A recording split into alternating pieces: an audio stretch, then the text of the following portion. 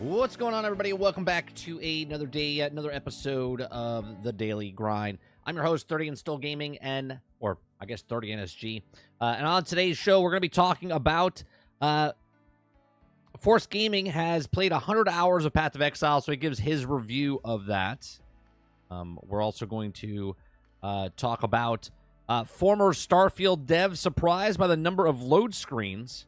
It could have existed without those. So we're going to talk about that as well. We're going to talk about Marvel Rivals dev details, seasonal plans for new characters, team-ups, and more. We'll talk about that on today's show. We're also going to talk about, if we have time, the Nintendo Switch 2. Looks like it might be following the handheld gaming PC trend and going a little bit larger. And then we also want to look at a trailer for Exodus, the Exodus game that's coming out. They did a trailer a couple days ago, or I guess a day ago. So we're going to watch that on today's show. If you guys like what I do here, we do this Monday through Thursday from 10 o'clock in the morning till noon Eastern. We just have our conversations, cover news stories. If you like it, hit that like button, hit that subscribe button. If you'd like to go above and beyond that, become a member as little as $5. What's going on, Jason? What's going on, Eclipse? What's going on, Z? Kylo, Robert Jones, Berwick, Big Mo. How's everyone doing? Let's see. Yeah, Mo first thing in the morning is he gets up and he's like, it's time to kind of be a fanboy. Come on, Dolphin. That's the first thing Mo does. Like, it's time to make a Sony fan upset. All right. Let's start off with the Marvel Rivals stuff.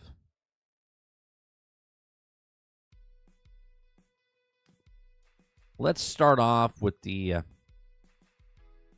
Let's go on, Hilly. First of all, Marvel Rivals has surpassed 20 million players. And since they had 20 million, I think they had 10 million just last week, right, in the first couple days. And now they're at 20 million. But on top of that, Marvel Rivals dev details seasonal plans for new character team-ups and more. We had a conversation about this last week, 2 weeks ago, I think, where we were talking about what we thought, where we were speculating what they were going to do as far as how they were going to drop characters. And I'm right, and I'm kind of wrong. And I think Robert Jones was sort of correct as well. So we all, as a group, pinpoint what they were going to do. So it says Marvel Rivals creative director Chen has lifted the lid on the seasonal plans for 6 vs 6 shooter and how character maps and content will be introduced with the exciting reveals in the process. It says since the release in November, Marvel Rivals has been in Season 0, a mini-season that is significantly shorter in length, with the Season 1 due out in January, although the precise date has yet to be revealed. We now know that each season will entail, speaking to Esports, Chen explained that how each season Marvel Rivals will last for 3 months and will split into 2 halves, right? So sort of like what Suicide Squad's doing, right? So they have one season, but they have 2 different chapters within the thing. It says at the start of each half, new characters will be introduced, effectively meaning new characters at the start of each season and during the mid-season update. So they're going to drop, again, let's just say they drop the first 2 characters of, like, the Fantastic Four. It could be 2 characters. It could be 3 characters. It could be 4 characters and then 4 characters. It could be 2 characters, but multiple characters are being released at the same time. So they're going to drop at least 2, okay? At least 2 new characters at the start of each season. And then during the mid-season update, they're going to add more characters. So that's plural. Okay. It says each season will include seasonal stories, a narrative that introduces a corresponding theme of heroes and maps. So the new drops will not be random in nature, but instead fit in with the flow of the game. With the converging timeline, Marvel Rivals, however, that still leaves the door wide open for a variety of characters. As is seen in the narrative of Marvel Rivals so far, which has also been slowly unlocked by completing the seasonal missions, the story are griping with the full excitement due to the fact that the NetEase has some of the most well-known screenwriters and artists Marvel available to help weave these tales. The most interesting reveal so far from Chen, however, came with the team-ups, which also explained it was also be updating each season as new heroes are introduced. Not only does this mean that new team-ups will also be released, but the devs are also breaking and reshaping existing team-ups in the future seasons, resulting in even more gameplay possibilities. Chen has also broke down the design behind the controversial seasonal boosts feature, which has caused a stir-up of the community. The core of the characters of the team-up receive a seasonal boost when activated, and the goal is to encourage players to use team-ups to revive the seasonal stats boost, which I think is pretty smart, right? Another complaint from some of the community-centered roles choose to certain heroes, including a push for Wolverine to be adjusted to a Vanguard.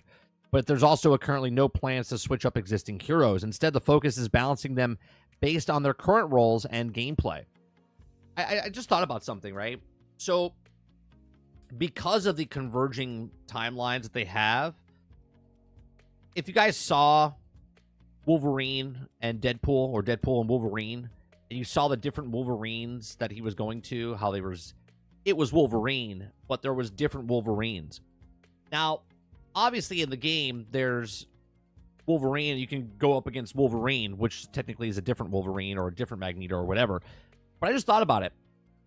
They could bring in another Wolverine where he does have different abilities and different powers or whatnot, or they could bring in a different, same character, but a different adjustment of those characters. So let's say like season 5 down the line, you still have Wolverine, but then you have a new Wolverine introduced.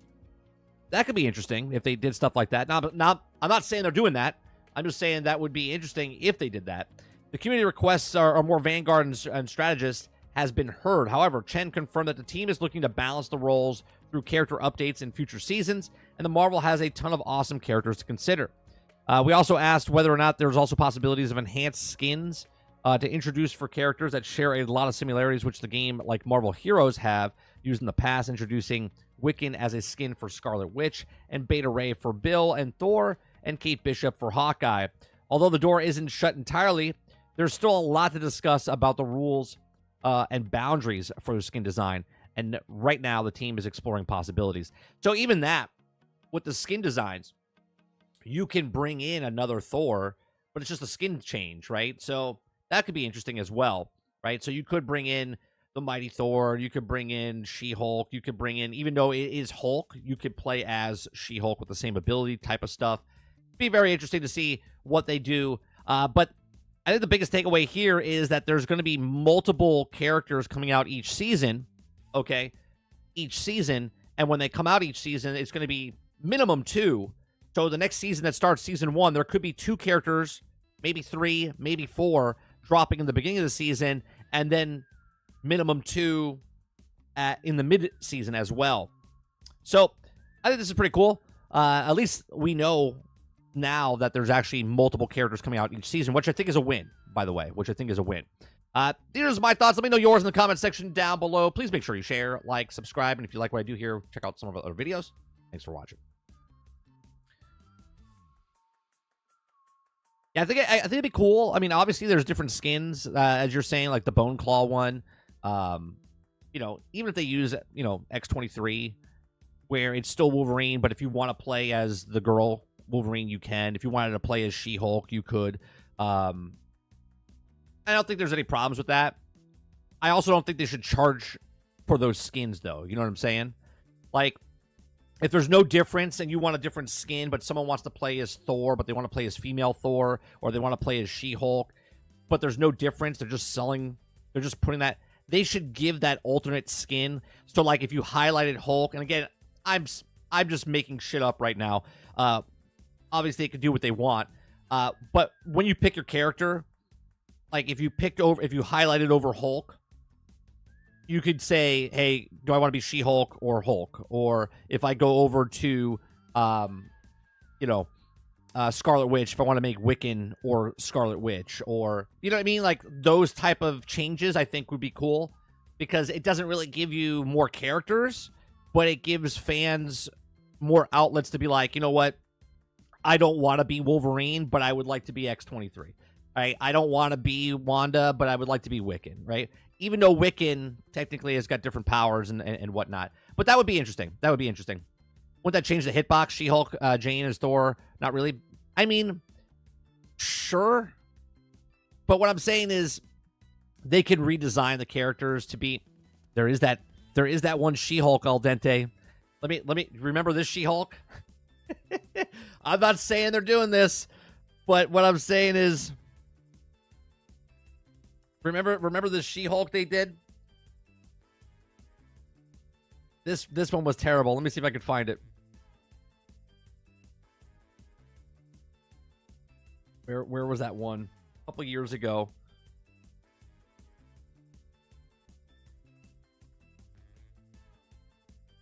Like, obviously, you're thinking of, the sexy She-Hulk. They don't even show it anymore. I'm, like, looking for the bad She-Hulk adaptation.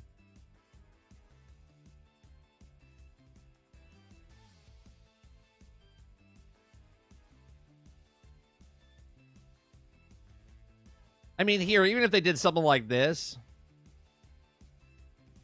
right? I mean, the hitbox is different, but still, even if they did something like this, they could do whatever they want. You know what I'm saying? Now, obviously, they would use the sexy one because their artists are banging it out of the park right now with the characters. But you know what I'm saying? Yeah, I guess it would change. I guess She-Hulk would be a bad example. You would have to change the hitbox, so maybe just make a separate character of She-Hulk. But then what are her powers? How do you adjust it? But I guess my point still stands. You could bring in characters like Beta Ray and stuff like that, where it's just Thor's skin differently. I guess they could charge for it.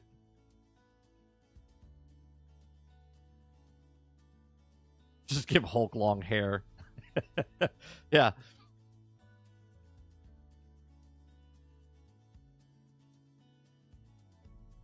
I can see the idea execution would be hard, I believe, because most of the part are loyal to the character design. Sure. I'm just saying if they... obviously, we're just having a conversation. What I'm saying is certain characters... Hawkeye to Kate Bishop, right? She might have the exact same abilities, but maybe you don't want to play as Hawkeye, but you want to play as Kate Bishop, Stuff like that. So, She-Hulk was a bad example because of the character design. But there's other characters out there that could be the exact same.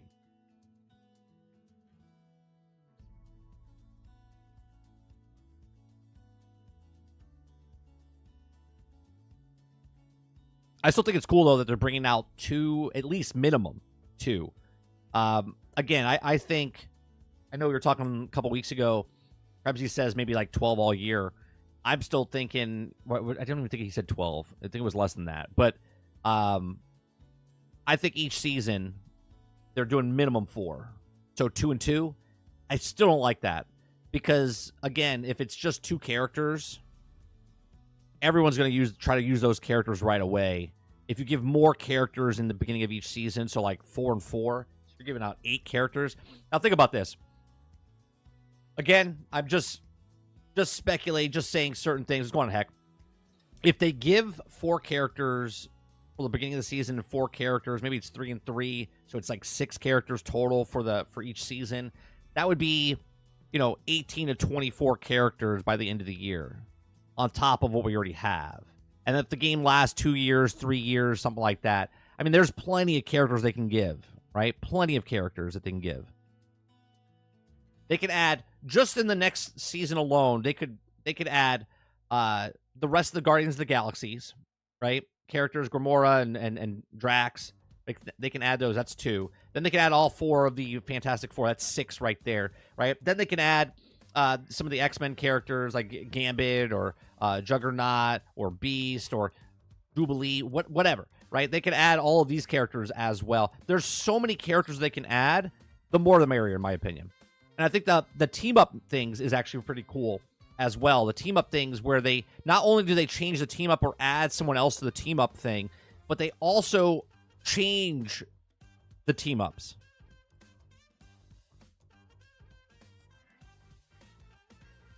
X-23 would also fall into the same boat. They made Wolverine a human size. Well, that's true.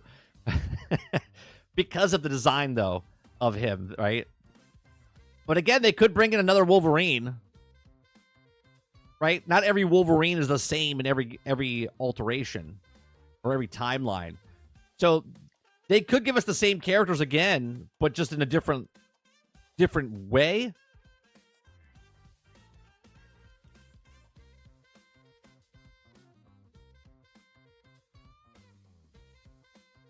Give me Professor X, you cowards. Hey, I said they could bring him in. That'd be you put him in the floating chair. There's nothing wrong with that. You put him in the floating wheelchair, hover chair.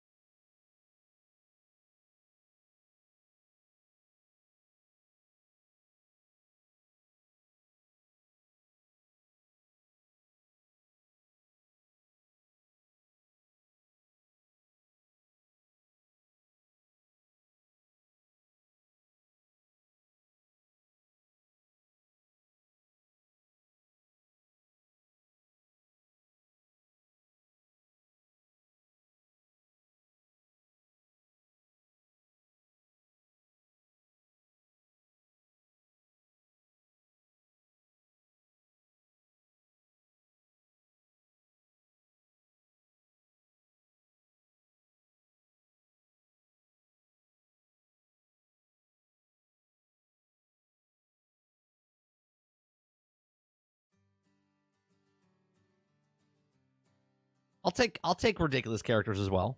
Why not?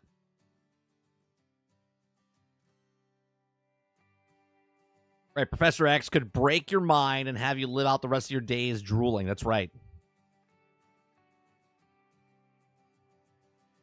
I think Professor X would be crazy. Like, if you look at what Mantis does, right? Where Mantis comes up behind you and she puts you to sleep, right? You could have that with Professor X. Professor X can come up behind you and all of a sudden take control of you. Like, you have no control, right? You're playing the game and you have no control of your character for 10 seconds or whatever it is, right? You start like turning on your own teammates and whatnot. That'd be great. That'd be fantastic. You would have to tell your team, right? More competition anyway, right? In the competitive space, you have to tell your team who you're taking over. That way, because you could still get hit by the other team, like your team. You take control of the character, but you could still get killed, but you don't want them to kill them right away, right? You want to use them against their own team and then take them out. That'd be cool.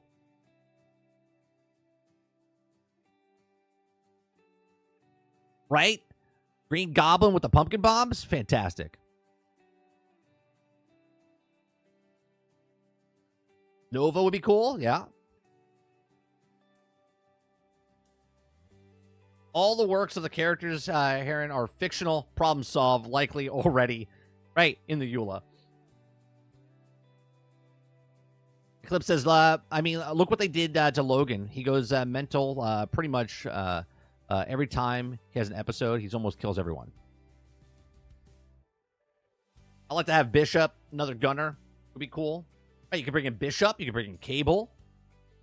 Have more of those characters like the Punisher, but different. Like, there's so many possibilities what they could do. It's awesome. I'm excited for the game just to see who they bring in, right? Even if I, like, stop playing, right? I'm still playing. But if I stop playing and I fall off, but the next season comes out and they bring in a couple new characters, that's going to be more time, right? Because even if you are a person that doesn't really care, you just want to, like, level up all the characters to their captain status or whatever the hell it is. I forget what the top one is. It's not captain. But you could do that.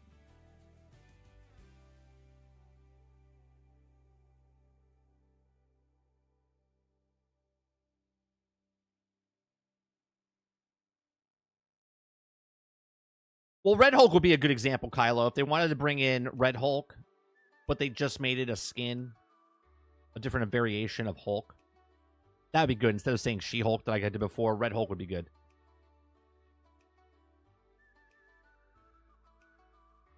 Yeah, we talked about Juggernaut. And see, Juggernaut would be cool if they brought in Professor X and they brought in Juggernaut, right? Like, Professor X could never take over Magneto because of the helmet. They could never take over Juggernaut because of his helmet.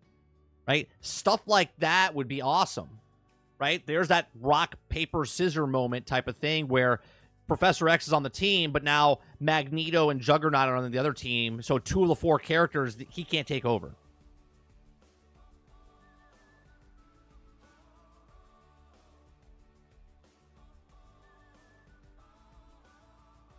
Well, I think, Jones, what you're saying there, we need a Sentinel. I think it'd be cool if they did a PvE event. Sort of, they're doing an event now on the 20th, starting Friday, with Jeff. It'd be cool if you had a event where you were going up against Sentinels, and you had to work. It was just a, 6v1 type of thing, but it's AI. Obviously, it's an NPC, and you go up against the Sentinels. It's like a boss fight, a boss battle type of thing. That'd be cool. The possibilities are endless, right? It doesn't have to just be 6v6.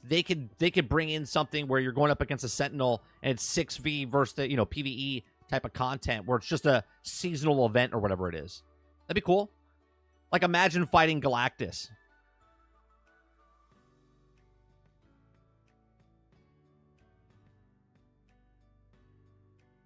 I mean, hell, you did it in Fortnite.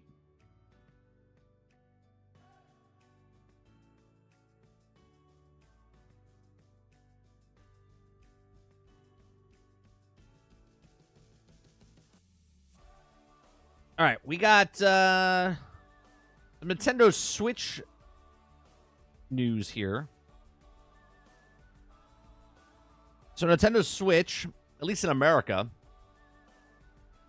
U.S. Nintendo Switch has now outsold the PlayStation 2, okay, in the U.S., and it's soon to take over for top system of all time. It's the official United States hardware sales tracker has revealed that today the Nintendo Switch has finally outsold the dominant PlayStation 2 console in the U.S. The Nintendo Switch family of systems have now shifted over 46.6 million units since launching in March of 2017. This means that Nintendo Switch is now second only in the United States to the best-selling Nintendo DS console, which provided the force to be reckoned with. Okay, so basically they surpassed, and when I looked it up, PlayStation is still number one in the world at 160 million. Nintendo DS is at 154, but this is number one in the United States. And now Nintendo Switch surpassed PlayStation in the U.S.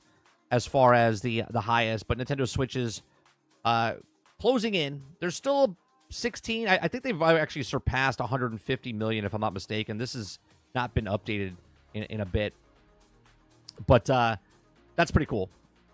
So Nintendo Switch moved up past and is the number one selling U.S. console of all time. But if you think about that, right? 46 million. 46? Is that what they said? 46 million is the number one selling in the United States for the best-selling console of all time. Think about that for a second.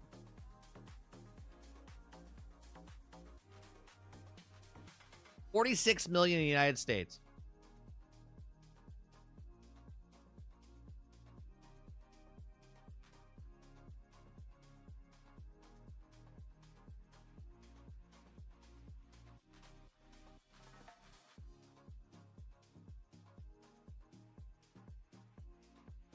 Roadkills says thank you, 160 million. Like you fucking have, like you have something to do with Sony. You're like, oh, thank you so much.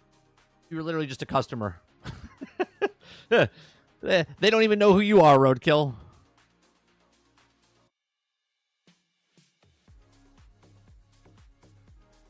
Right? 160 million.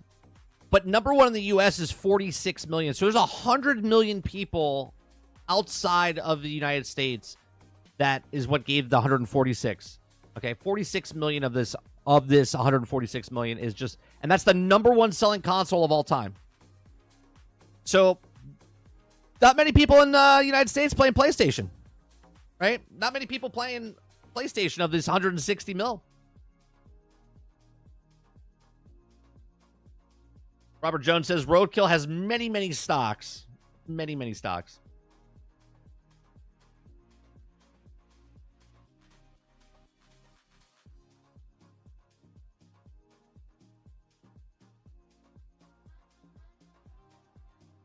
Krabby says these are the abilities of Professor X. I don't know what his basic attack would be. Would be telegraph to others. I'm pretty sure he could shoot something. He mind fucks you for, like, you see waves coming out of his head and it's hurting you. I don't know. Who gives a shit? They'll make something.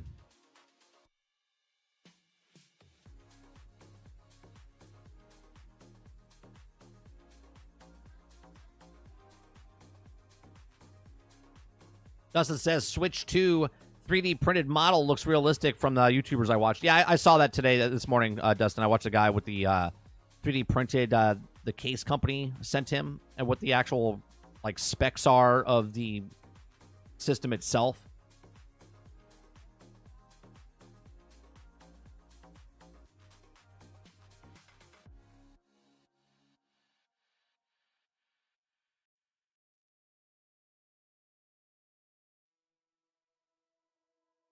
Titan says, Professor X can stun and freeze. There you go.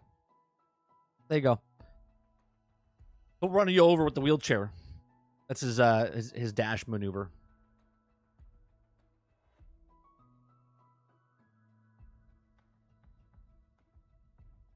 There you go. Water says he doesn't even need to be in the wheelchair. Yeah, he needs to be in the wheelchair. He needs to be in the wheelchair, Water. Come on. He needs to be in the wheelchair with the big giant X on the wheels.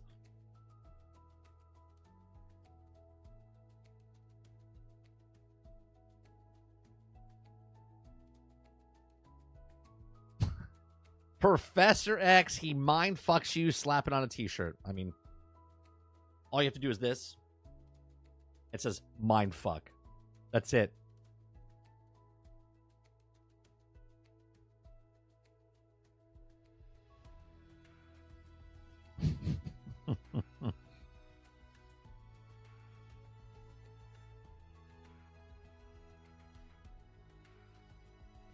Give him battle armor. I mean, you can do whatever you want. That's the greatest thing about the video game, right?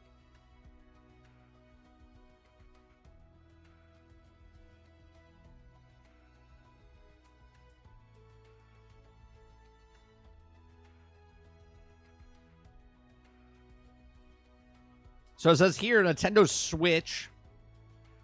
Switch 2 looks like it might be following the handheld gaming PC trend and going larger. I think it's like an 8.5, 7.9, or 8-inch screen.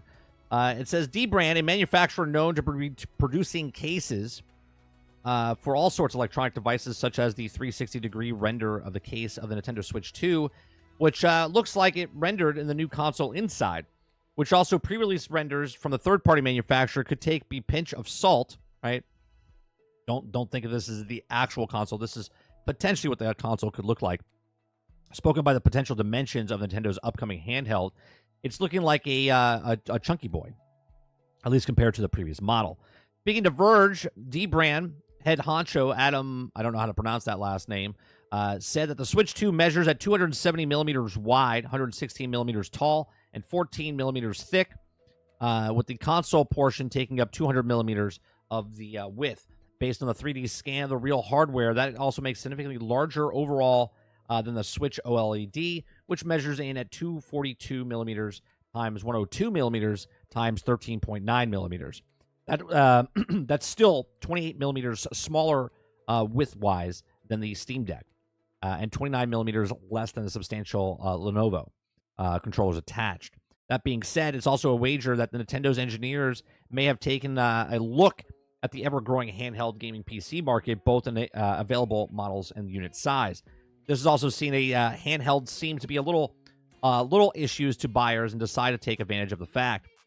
Okay, so the diagonal measurements of the cover glass said that to support the rumor that the Switch 2 will have a 8-inch screen, slightly larger than the Steam Deck OLED 7.4-inch model, and not yet known if the Switch 2 will have a traditional IPS or OLED display. Although it seems likely to me that it's also a more standard display with the option of OLED refresh later in its lifespan. Right, you don't want to come up with the best thing at the start. You want to come out with it and then later be able to upgrade. It says YouTube channel Switch Up has released a release video on what the proportions are of the 3D printed non-functional device from Switch 2 case manufacturer in China, which seems to be lined up with the dimensions given by the D-Brand here. Everything seems to be a bit larger with bigger Joy-Cons, more substantial chassis size overall, and it looks like the seasonal second USB Type-C port on top of the device. So there's one at the bottom and the one at the top. So it looks like there's still going to be a docking station. Hopefully, Nintendo is not going to do this, but they could, where you could use your old holder because it's still the same width. So maybe you can still use the same docking station if they sell one without the docking station. Supposedly there's like 3 different variations that they're selling. One of the biggest bugbears with the OG Switch was the positioning of the charging cable at the bottom of the device, which meant resting the cable awkwardly on the table, airplane tray tables, and also more charging underneath usage. However, even with the extra unconfirmed info, the exact release date remains a mystery. It says President previously said the console is planned to be released within the fiscal year, which would be put in the deadline on March 31st, 2025. Manufacturers have also been experimenting with the formula of handheld gaming PC chassis size over the past few years, and it looks like Nintendo may follow the bigger is better route to match. So there's a couple things in the video that I saw, which I won't show because I don't know if they're going to pull it or whatnot. But the Joy-Cons, they said they had those magnets on the inside where it was. We said if you're holding it and the magnets come loose, what would happen, right? So it looks like there's like a little trigger But again, it's all, you know, just a speculation. There's the two buttons, the bumper, the trigger, and then there's a third trigger on the back end of it where you would push it, and that looks like that would attach the magnets on it, so it would be more stable. It seems more of a snap-in type of design. They had the port on the top and the port on the bottom for the USB-C, so that way you could pop it into the dock, or you could plug it in to charge it while you're playing. Joy-Cons seem just a smidgen bigger, just because it's a little taller, I think, because of the 8 inches. But I don't think it's much different. It looks like they're still using the exact same cards, but we'll see what happens with the Switch 2 when it comes out. Supposedly they're going to be announcing sometime in an event in January, and supposedly come out by March. But we'll see. That's all hearsay. Hearsay. Watch them drop the OLED version next year. Oh, probably. Yeah, 100%.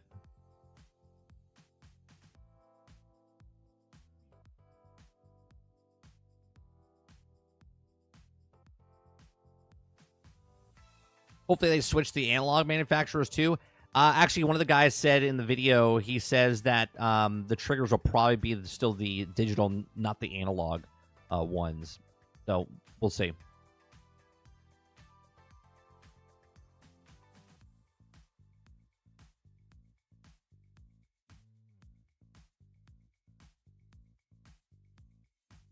I missed it earlier, but 30, did you see that some modded DC characters into Marvel Rivals? No, I didn't see that. All right, right, Jones. It's claimed. It's claimed. Want to be sure that it's claimed. We're not showing the video of the person showing the actual case. We're just describing potentially what the case could be.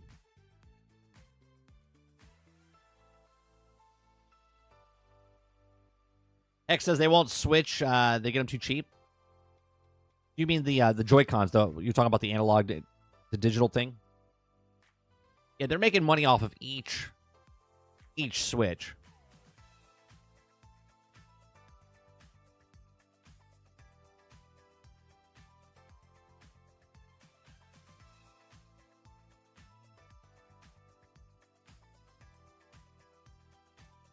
Kyle says, I had the privilege last night to build my coworker a PC for his son for Christmas.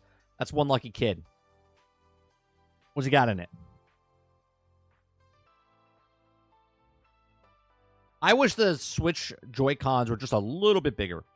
I like the little plastic thing they sell separately, where you can get them for like the dollar store. You just shove the Joy-Con into the... You could put it in a plastic molding or whatever it is. So much better. I hate using the... I haven't bought a Pro Controller yet for Nintendo Switch, but I might buy one for myself when I play with my son, because I just can't... I can't grip it. You know what I mean? It's like this, like...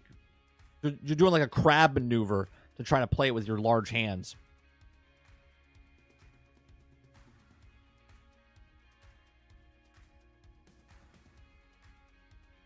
Yeah, but you see, they make the problem sell the solution, Titan, right?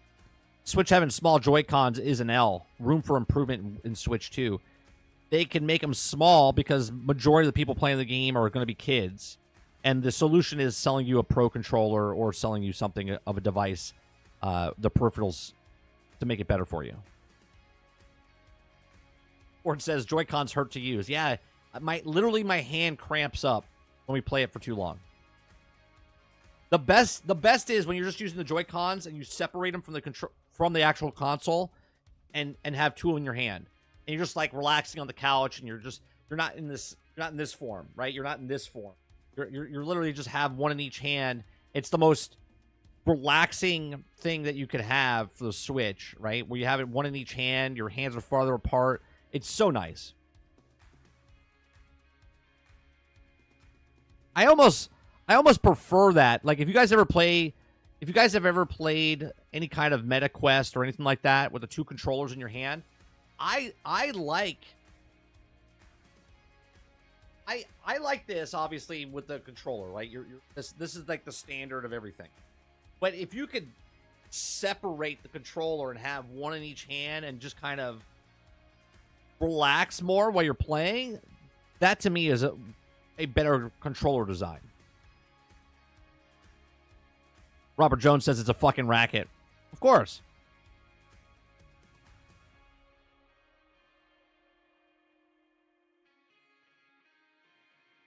Nate says, yeah, Iron Man was Lex.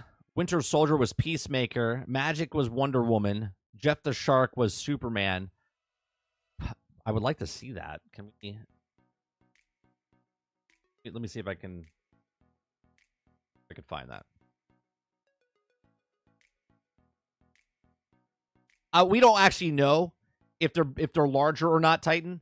It's all speculation right now.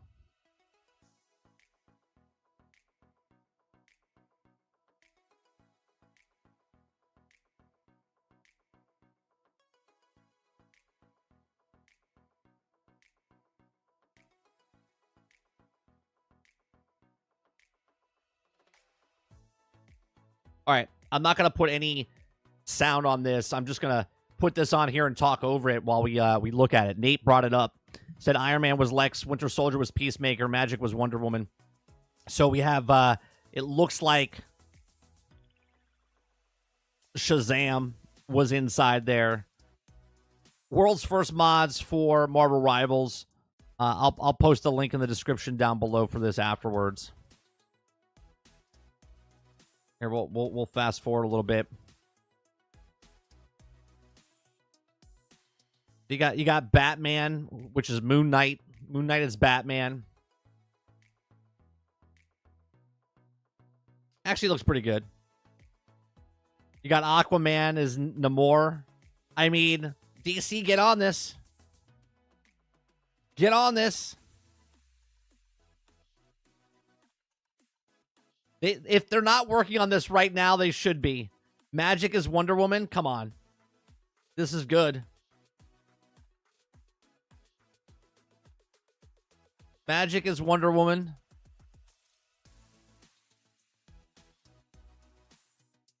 Oh, what do you got here? Who's that? Oh, that's Blue Beetle. That's Blue Beetle. I was like, who's that? Right? That's pretty good.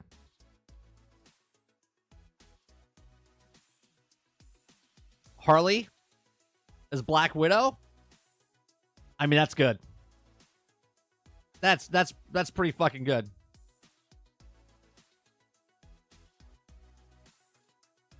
Lex is Iron Man.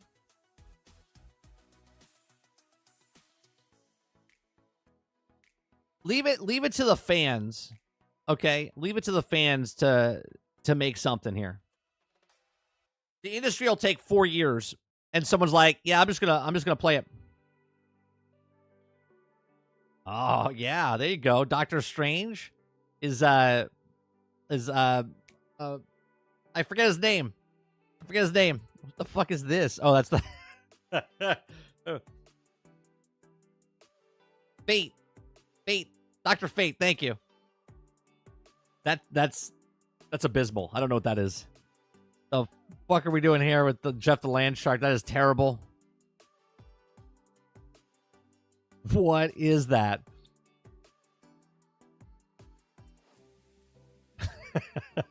It looks awful for that.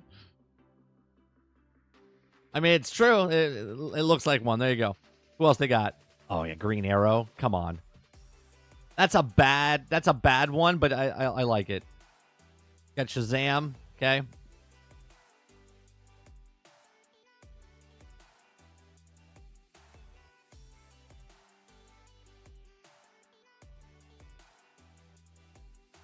Peacemaker.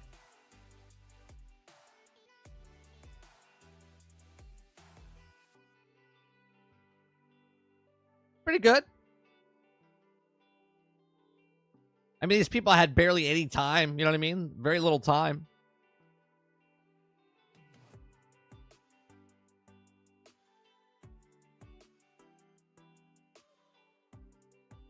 That's pretty good. All right, we'll leave it there. Like, DC, what are you doing? Warner Brothers right now is going, what do we need to do for make a game? Ooh. Let's take 5 years. Let's make a looter shooter. Let's make a live service game. right? Meanwhile, there's a modder going, yeah, I'm just going to take Marvel Rivals and we're going to make it into DC Rivals. Al Dente. These are free. Right? These are free names suggested by Al Dente. He says DC enemies. DC enemies. DC adversaries. There you go. I mean, I don't see a problem with it. If Marvel Rivals can copy Overwatch, why can't DC copy Marvel Rivals? I think it's fair game.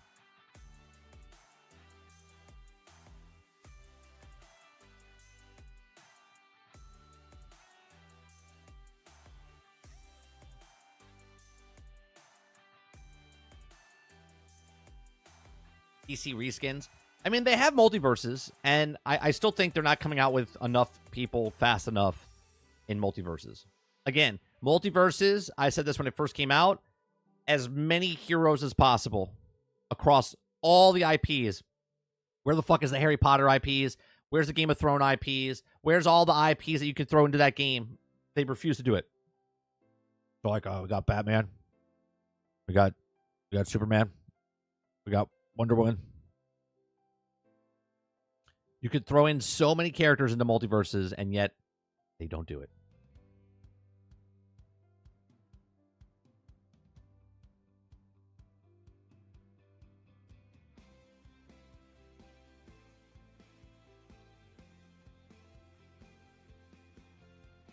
DC Battlegrounds.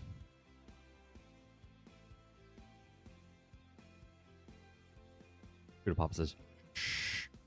We'll give DC help for free. No, pay a microtransaction for it.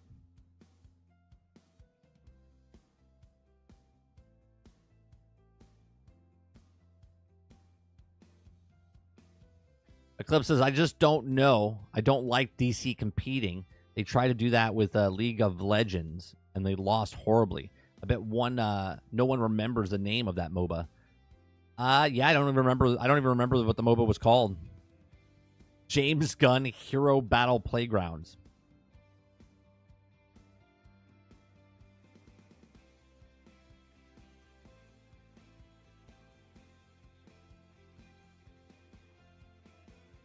They had a MOBA? Yeah, here, let me look it up for you.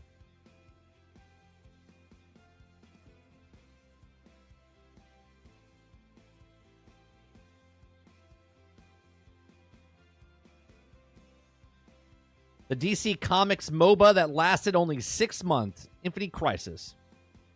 Infinite Crisis. One of the biggest gaming crazes of the 2010s was the rise of the multiplayer online battle arena, better known as the MOBA. Let's watch this. Let's be educated today, huh? Let me raise the volume up.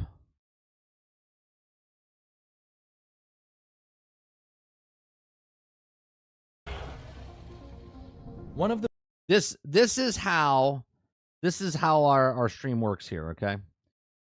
Someone says something that I'm interested in chat, and then we go down the rabbit hole. Oh, where I land, I do not know. But here I fall down the rabbit's hole.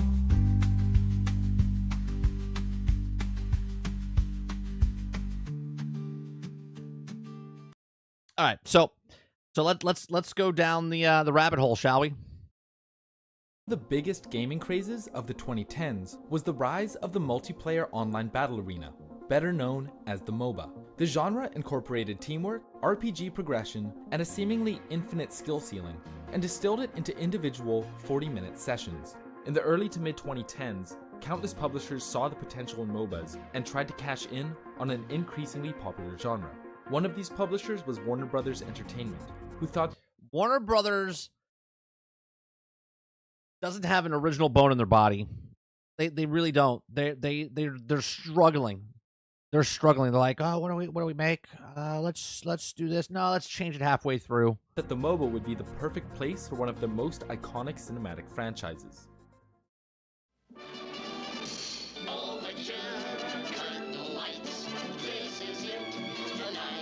No, not that one. That's the one. DC Comics. Today, we'll be looking at a game that had all the potential to be a success, but ended up crashing and burning under the weight of high expectations and How do you have Marvel's Omega, like DC Universe Online, right? DC Universe Online still around today, 12, 13 years later. Marvel had it, brought it on console, and it failed within months afterwards when it was on PC. Love that game. Goodbye. Okay? And then DC makes a MOBA. Goodbye. brutal mismanagement.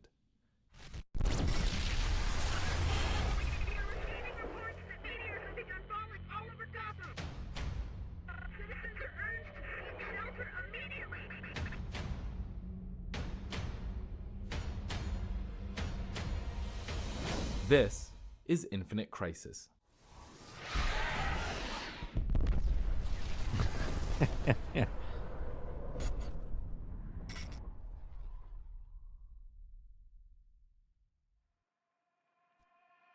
Infinite Crisis was developed by Turbine Studios between 2011 and 2015. Its goal was to emulate the success of contemporaries like League of Legends and Dota, which were two of the biggest games in the world at the time. It was also competing against up-and-coming titles like Smite and Heroes of the Storm, and even older games like Heroes of Newerth. Isn't it amazing that Smite's still around? Smite 2, right? Like, Smite still exists, but this... Warner Brothers, for some reason... I believe they had, like, this number in their head, right? They come out with the game, and they're like, we want this, like, the expectations, right? But yet, they probably were successful, but wasn't successful to Warner Brothers' status. Do you know what I mean?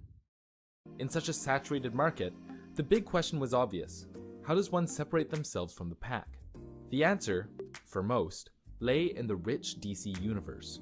One of the big pulls of the game was being able to play as your favorite characters. When the game's open alpha was made available in July of 2013, fans were foaming at the mouth. You know why I didn't know about this? Because I was playing Destiny. I didn't know about this because I was playing Destiny. I was lost in Destiny. 13, 14, 15, 16. Excited to play as DC... Actually, I was playing Defiance in 13. And then 2014, I was playing Destiny. icons like Batman and Superman, Deathstroke and Nightwing. Wait, none of those characters were available on launch? Yeah, let me rewind that for a second. Right? None of these characters were ready at launch. Wait, none of those characters... And this is the number one rule of hero anything. Put as many characters as possible in the game, okay, and put the best known characters in the game. were available on launch? This brings us to the first major issue that players had with the game, and that is the universe, or should I say multiverse, that the game took place in. Rather than sticking to the core DC timeline that most fans would be acquainted with, Infinite Crisis incorporated 6 separate timelines from the DC multiverse. Why? Why would you do that? As a way to increase the potential character pool that the developers could draw from. Apart from the Prime universe, which is what most people would be familiar with, they also included the steampunk-themed Gaslight universe, the post-apocalyptic Cold War Atomic universe, the magic-based Arcane universe, the ancient and monstrous Nightmare universe, and a world in which no heroes exist except those created by science, the Mecha universe. Okay, so it's funny that this is being brought up, right? This is what I'm talking about. Like, they didn't bring in Superman, but they have different versions of Superman. This is what I'm talking about that they could potentially do with Marvel Rivals if they wanted to. Like, they don't have to bring in another brand new character that you've seen before, but they could bring in an alternate character that's already in the game. In theory, this would allow for multiple versions of a single character to be put in the game. Sure. And more characters is better, right?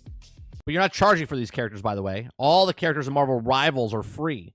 They wouldn't charge you for these characters.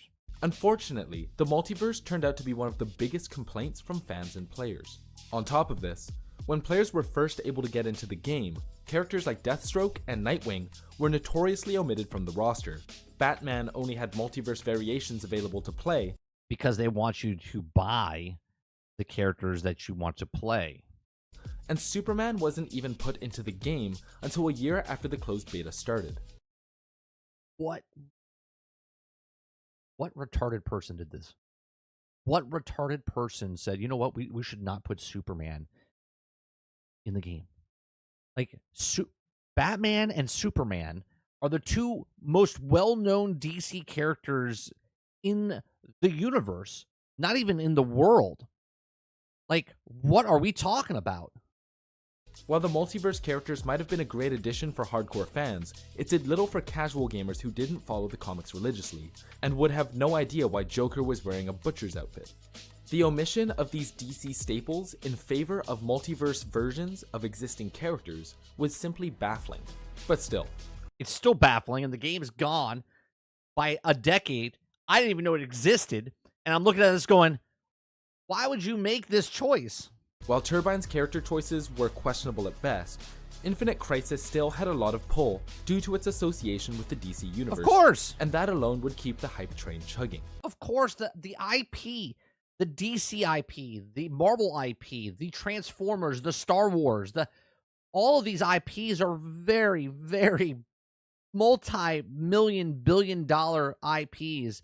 They could have easily done it correctly. They're like, nope. Try to get as much money out of these people as possible. And it's stupid because they did it with Wolverine in Marvel Future Revolution, the mobile game. They waited a year to put him in the game. Why? Why? He's one of the most popular characters in the Marvel universe, and you waited a year to put him in. They waited a year to put Superman into a DC game. Why? So let's talk about the gameplay, and how Infinite Crisis aimed to separate itself from other MOBAs. Innovation is the name of the game, and right off the bat, Infinite Crisis borrowed heavily from its contemporaries. For example, the summoner spells in League of Legends, which are 2 extra abilities that any champion can select in addition to the regular kit, was retooled for Infinite Crisis. Sure, take it right out. Who cares? Right? Maybe somebody that would never play League of Legends or want to play League of Legends in any way, shape, or form because they're not interested in the IP or what the genre of the game is. But all of a sudden, because it's DC, and now they're DC fans, they might play those games. They incorporated this idea and rebranded it as Stolen Powers, introducing unique buffs that could be unlocked on a per-character basis. They also put in things like catastrophic events, like meteors raining down, and destructible environments, like throwable cars and breakable walls, to separate themselves from the pack. But there was one thing they took from League of Legends that is, quite honestly, inexcusable. It's not a trailer, it's a teaser, Dolphin. The trailer comes out tomorrow. Not because it was a blatant ripoff, which it was, but because it was a blatant ripoff of something that should have never been ripped off in the first place. Those of you who played League of Legends between 2011 and 2016 will remember a not so popular game mode. It was an interesting change, which moved away from the original 3-lane MOBA map, and it played sort of like a MOBA version of Domination from Call of Duty. I'm talking about Dominion. Players were amused by the new game mode, but it was never really taken seriously. Dominion was a red flag for developers that basically read, "Stay away from this game mode, it does not work." But Turbine did not heed that warning, and when Infinite Crisis entered closed beta in 2013, the only map available was a Dominion clone called Gotham Heights. Amazing. Amazing. That meant that many players' first taste of this brand new MOBA was a reskin of a failed game mode from another game. Amazing. The audacity, okay, of someone going, yeah, this game mode sucked in another game. Let's put it as our main testing grounds in the beta of this game. Mr. Luke, this is Infinite Crisis. This is a MOBA game that was DC. So we were talking about Marvel Rivals, how they were going to bring in characters. And then we started talking about mods, and someone put a DC mod of Marvel Rivals, and they started putting characters in. So then Eclipse brought up, there was another game, Infinite Crisis, that was a DC MOBA game that came out in 2013. So this is basically, we went down the rabbit hole this morning. So now we're watching a video talking about the Infinite Crisis game from a decade ago.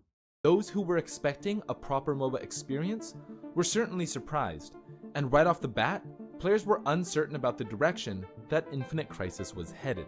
Realizing their mistake, Turbine then introduced a more traditional MOBA map called Coast City. which implemented a 2-lane design that broke away from the traditional 3-lane setup and was built around a double jungling meta that many now look back on as the best way to play Infinite Crisis. Unfortunately, when the pendulum swings, it swings all the way, and in an effort to undo the damage done by stealing Dominion, Turbine followed up their newfound success by introducing a 3-lane map called Gotham Divided. Ironically, Gotham Divided split up the player base and was ultimately what divided the community. Now, see what happens? This is what I'm talking about. When you have too many game modes, it starts to pull people apart. Okay? This is the major problem. There's many ways you can differentiate and separate the player base, right? You can separate a player base in any game based on PvP, PvE. If it's a PvP game, then you can separate the player base by picking and choosing your maps and then telling what maps they use. Hence why Marvel Rivals, you can't pick the maps. It just goes in a circular motion, and you know, if you leave and then come back, you go back into the round robin of the boards. You could do custom matches and whatnot, but if you do quick play or whatnot, you're just rotating the maps. Okay. Now, another way you could separate the player base back then was to bring in new maps.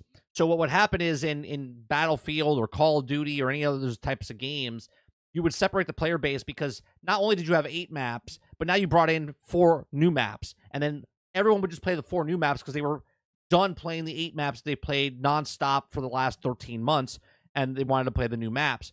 So that's another way you could do it. So the more game modes you put in, the more game things that you do in video games, you have to make sure the player base is there. And if there's so many people playing this one game mode, and then all of a sudden you put another game mode in and it split the player base, now people are upset where these guys' wait times were longer because now half the population went to go play a different game mode.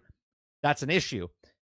Hence why the solution now in PvP games is that you fight against bots.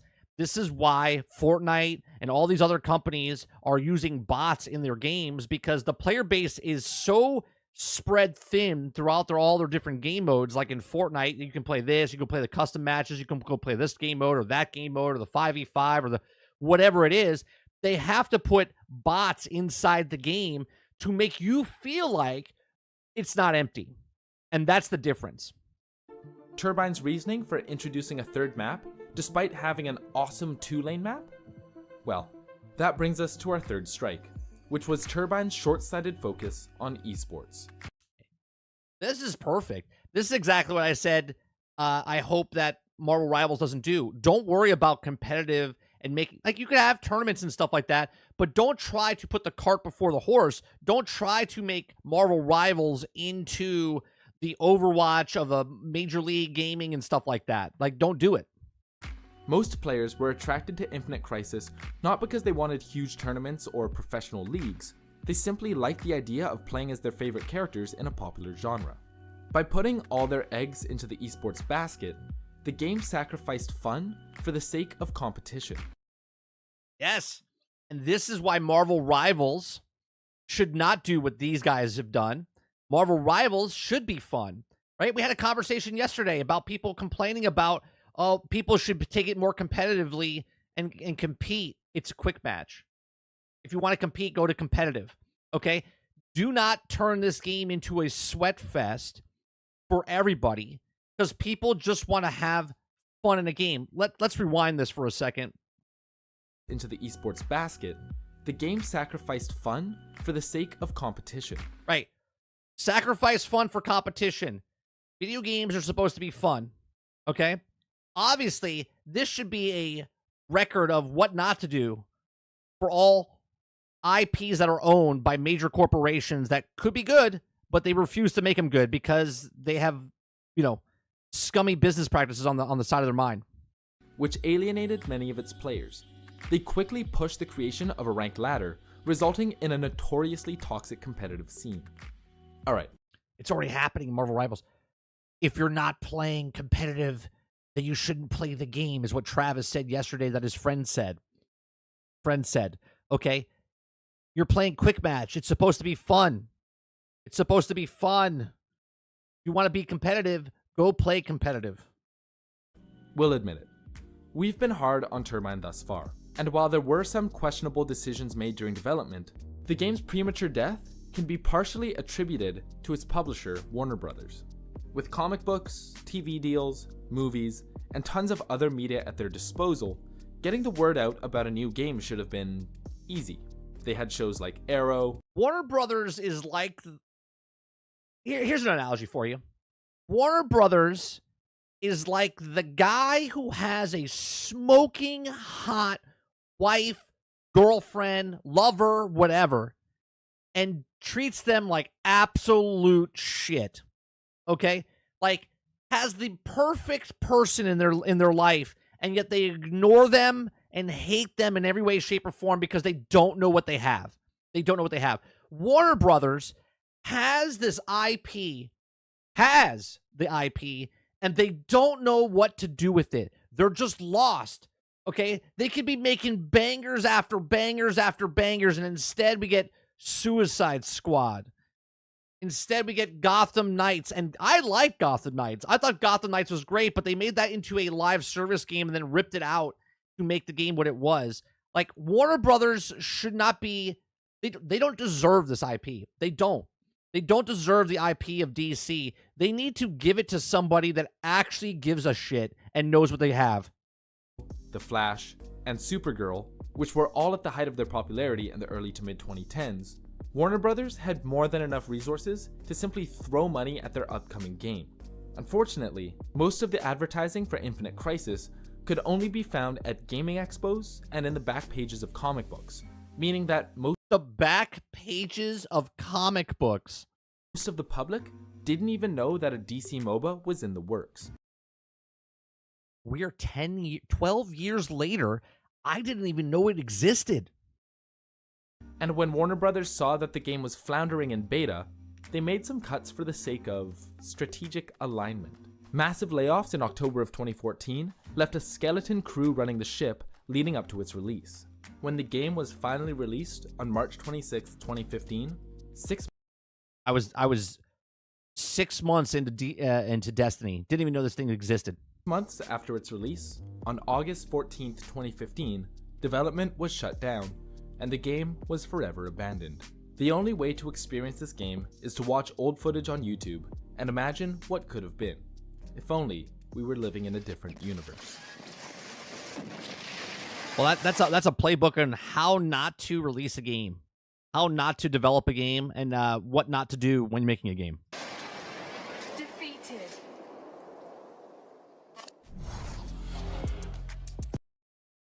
That was cool. I'm gonna put this this dude's link in the description down below. Let me put this in because we didn't know we were gonna watch this, but we watched it. So, was it?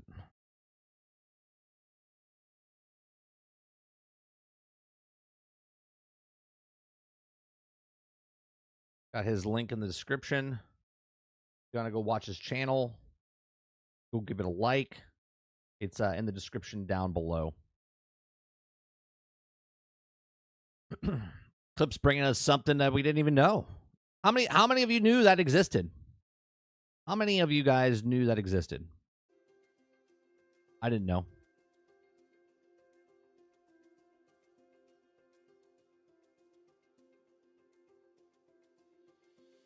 That's crazy, right? Warner Brothers needs to, I mean, here we are. Next up, Wonder Woman, right? Is the game going to come out? Is it going to be finished? Is it going to be good? Maybe, right? Warner Brothers has all these IPs and they do nothing with it. It's like Hasbro, okay? So I was listening to, I forget what channel I was listening to, and they were talking about a G.I. Joe game that Hasbro is in the market of making, and they're having massive problems with it. Not sure what type of game it is, okay? But there's a G.I. Joe game already having problems because Hasbro doesn't know what to do with the IP. They don't know what to do with Transformers. They don't know what to do with G.I. Joe. How do you sit on all these IPs and do absolutely nothing with it is mind-boggling to me.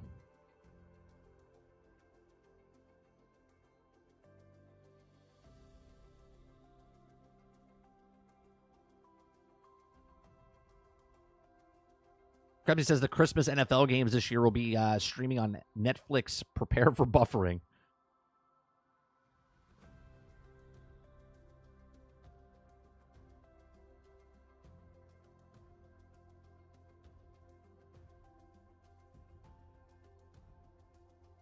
Hasbro doesn't know shit.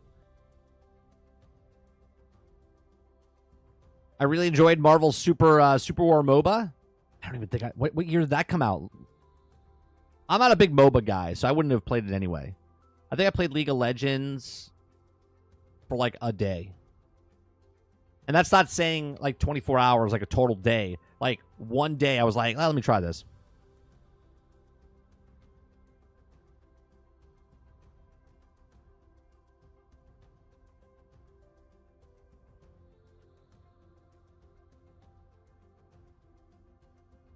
Did I try Paragon?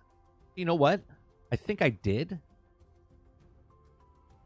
There was a time where I tried a couple things because one of my wife's coworkers was big into MOBAs, and we used to talk video games all the time. I tried Battleborn MOBA, yeah. He was a big MOBA guy, and he was just telling me all about it. And I was like, oh, let me try it.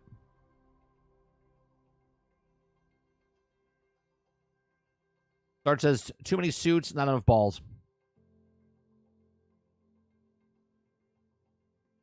September of 2023.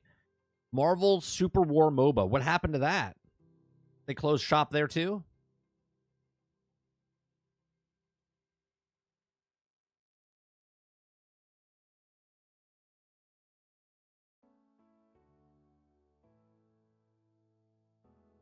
Marvel Super War was a 2019 multiplayer online battle arena developed and published by NetEase Games for Android and iOS. It was first released on December 19th, 2019 until the servers were shut down in June 18th of 2024. Oh, wait a minute. Isn't this... You showed me this, didn't you, Luke? Didn't you show me this on your YouTube channel or Twitch channel one day? Yeah.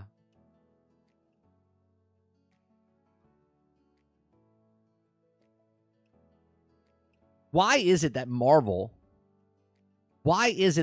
can't land something? Like, I'm worried about Marvel Rivals. Right? NetEase, not only did they close that down, but they closed Future Revolution down. I liked Future Revolution. And I don't even play phone games, and that game I played a lot of.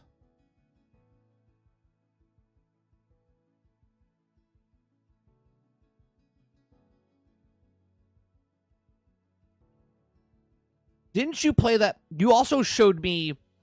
Didn't you show me that DC one as well?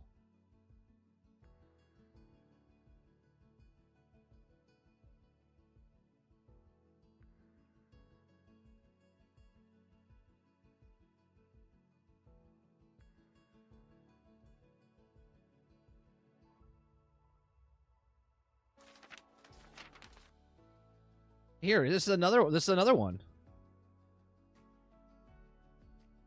I want to see gameplay. Hold on. I don't want to see this. I want to see gameplay.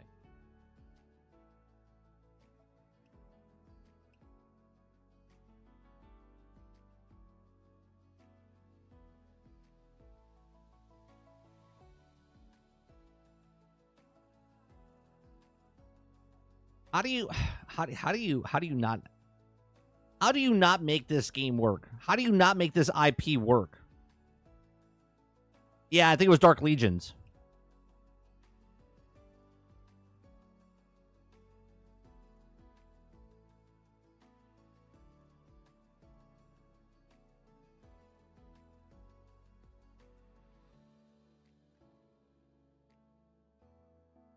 How many characters did you get to pick from in this game?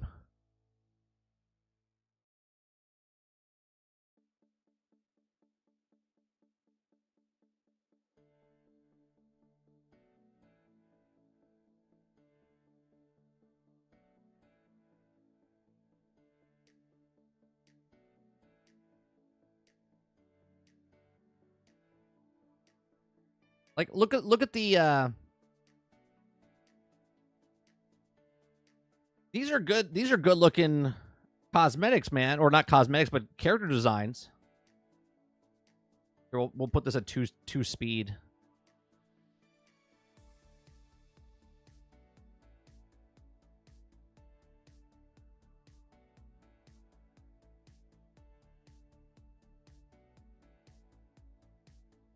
This is what Marvel Rivals needs to do, right?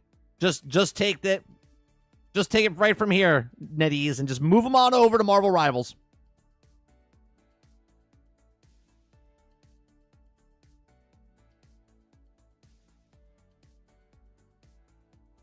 Look at these cosmetics. Can you imagine? Let's just all fantasize real quick. Marvel Rivals. Sweet.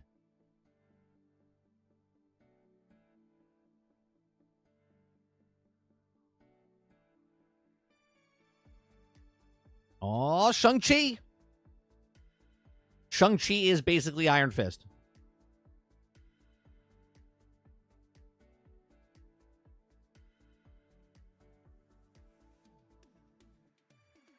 Win Woo. Win Woo's in the game? That's what it should have been called, by the way. Shang-Chi should have been called Win Woo. Would have been a better movie.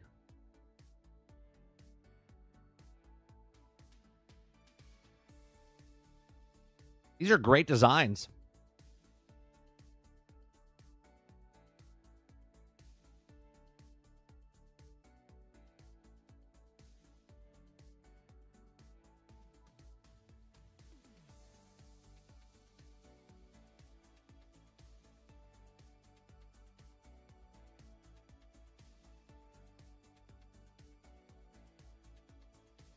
There you go. Green Goblin's in this game.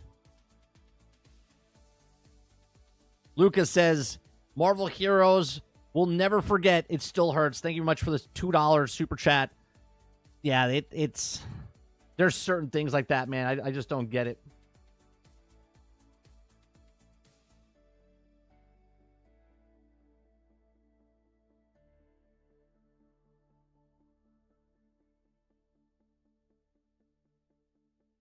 Look at these.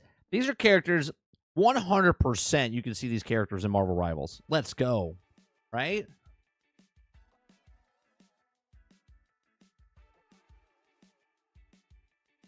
Oh, they missed out on Mysterio for the holidays. Gamora, 100% coming to the game. Come on. Juggernaut, he's got to be in the game. Come on, Marvel Rivals, got to put him in the game. We're Cyclops. Oh, we're definitely looking at this game, and I'm just fantasizing about Marvel Rivals now. War Tiger.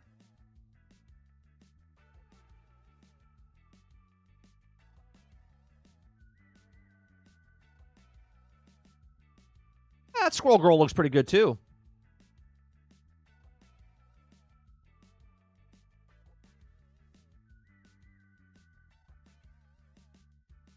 Percy.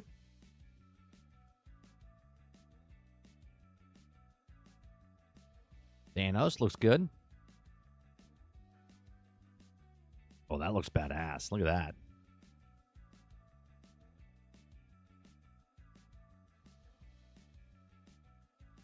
Dude, they had a lot of... There he is. There he is. Mind fuck ya. There he is. Professor X. T-shirt. Just that picture right there. Mind fuck. That's it. That's all you need to do. Put him in the game. There it is. There's the brand.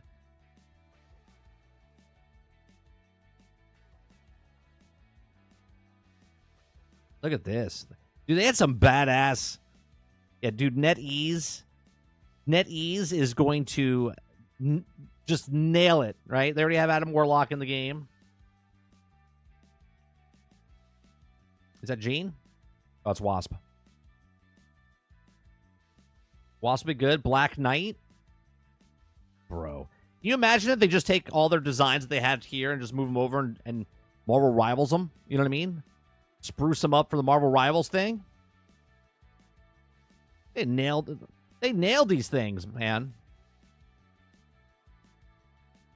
Oh, there you go. You got Woman Loki, right? You could be... So this is a great example of what I was talking about earlier, right? So you take Loki, if you want to be Woman Loki, right? Girl Loki, Lady Loki, whatever, right? You can just change. So if a person likes Loki, but they don't want to be male Loki, they can be female Loki.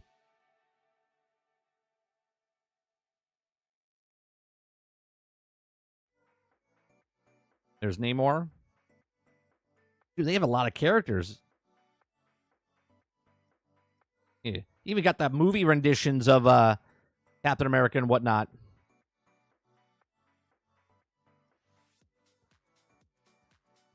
Icarus. Dude, Cyclops is a must. He would be so good. So good in Marvel Rivals. You already have the Iron Man laser coming out of his chest. Boom. That's Cyclops' ability right there.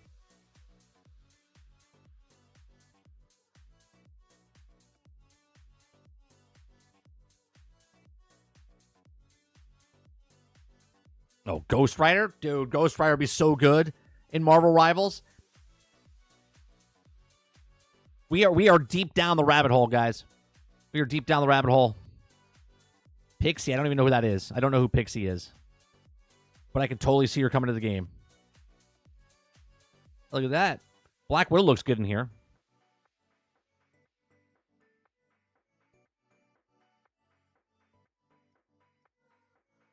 Ant-Man? I think Ant-Man would be very cool to come into the game. Yeah, this is a Marvel Rivals wish list. Every single one of these characters needs to come to Marvel Rivals. 1,000%. Lady Sif? It's basically magic. You know what I mean? Like, with the swords. He's dual-wielding, though. War Machine. I mean, you could put him in. No problem.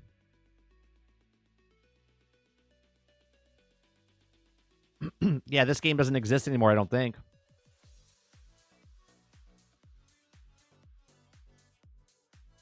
You got Vision.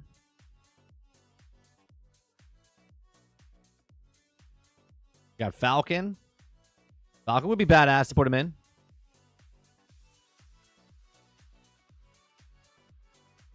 Lady Thor looks good. And NetEase knows how to design some of these characters, man.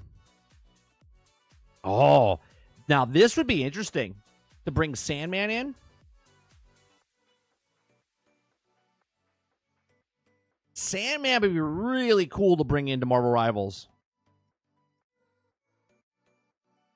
Like he moves, he turns into sand. That's his invisibility ability. You know how like Wanda can go invisible and Cloak and Dagger can go like translucent or whatever. He just turns to sand and he moves around. And his ability is like Squirrel Girl's squirrels. He just turns into a big fucking like wall of sand and like starts to hit people. That would be badass. Winter Soldier looks great. This is Marvel Super Wars, but it doesn't exist anymore, I don't think. We've now turned this into fantasizing about what they could do for Marvel Rivals. NetEase made it, so yeah, like Groot's wall, yeah.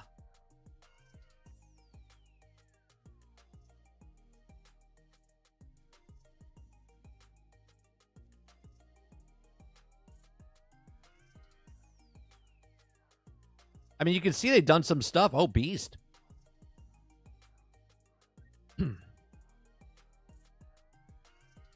I'm not trying to look at all the things. I'm looking at the characters.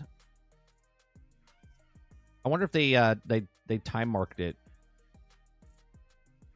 No, they didn't. Well, maybe they did. No, they didn't.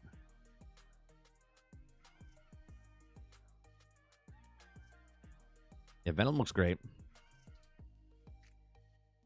And just look at some of these skins that they could bring to Marvel Rivals. Look at that. Ooh, the Ancient One. You could do that as a an alternate type of thing. Her abilities would be almost the same, right?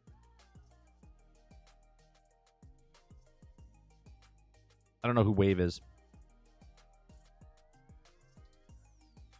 Jubilee. I could see Jubilee coming in. I don't know what the fuck she's gonna do to you. She's gonna give you a firework up your ass. I don't know. You know. There's Thena. They were talking about her. They talked about her, didn't they? Coming to the game, in a leak. Moonstar.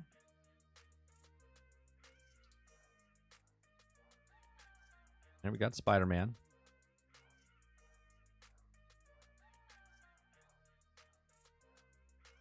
That's a badass little outfit there.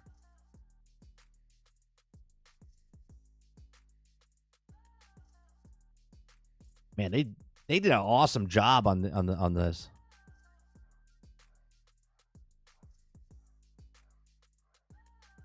Human Torch, he's coming. He's coming. Data mined it. He's coming in. Just take all these skins and put them in the game. Bella's already in the game. Dude, they had a lot of fucking characters in this game. That's what I'm talking about. And it failed.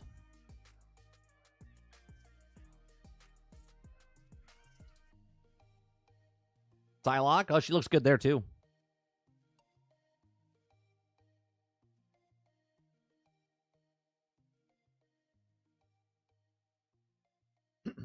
Polaris. I would think they would, Argus, considering this is their game. Like, NetEase created this game. Oh, Yondu. He would be interesting. His ultimate is the arrow that just fucking shoots around. That'd be pretty cool.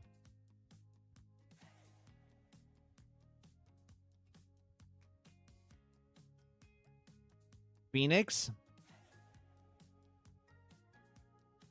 Or they shut it down for rivals? Maybe.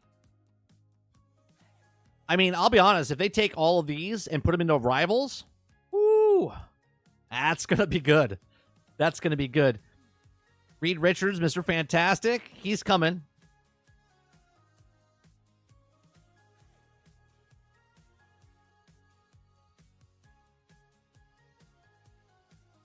He's coming.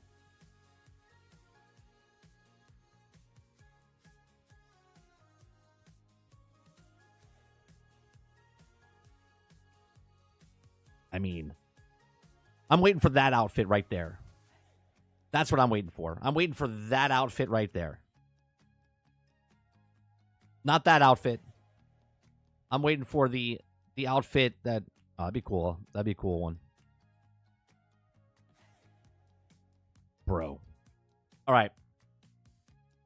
If they bring outfits like this into Marvel Rivals, they will get money out of me, which is fine because it's a free-to-play game. I'll pay up a 60. Blade was data mined as well. Blade's coming.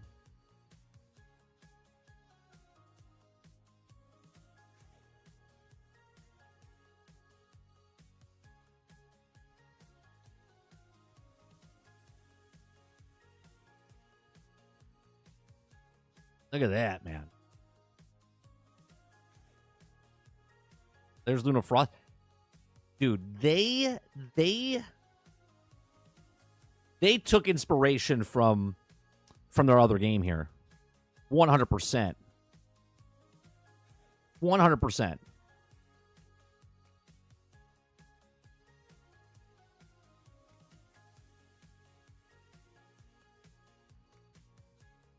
What? $60? No.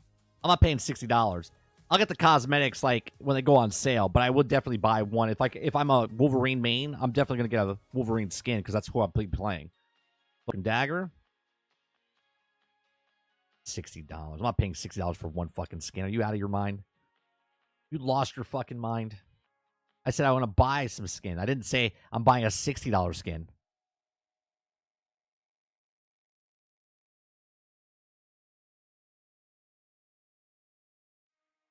Ask Master, that'd be cool. His ability, where all of a sudden he learns your ability.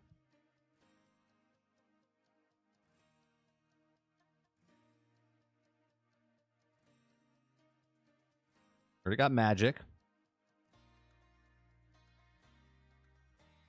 Man, we still got a way to go here. We got Scarlet.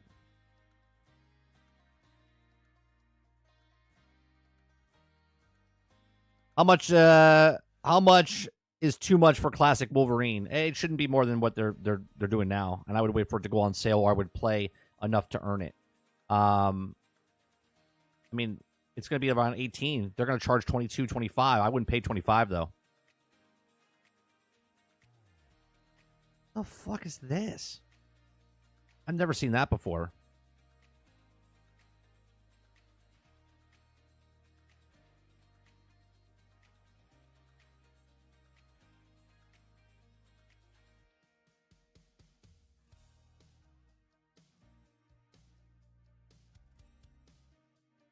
I like that you can look at this and be like, yeah, I could see this in Marvel Rivals. You know what I mean?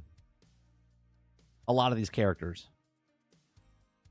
Captain Marvel, I think, is definitely coming.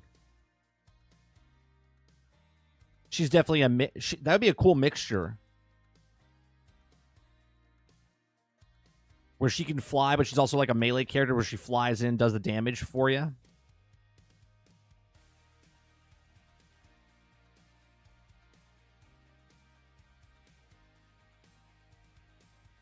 Emma Frost was, I think, data mined as well.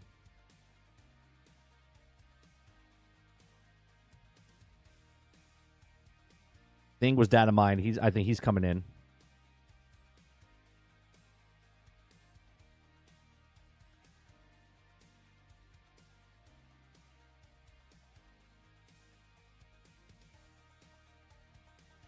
Look how skinny Groot is compared to how he is in Marvel Rivals.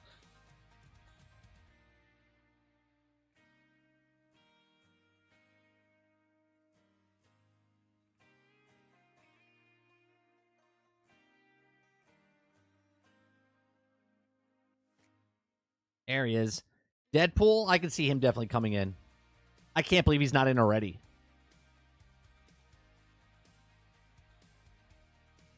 She could be a dive tank like Thor. Yeah, she could be like that.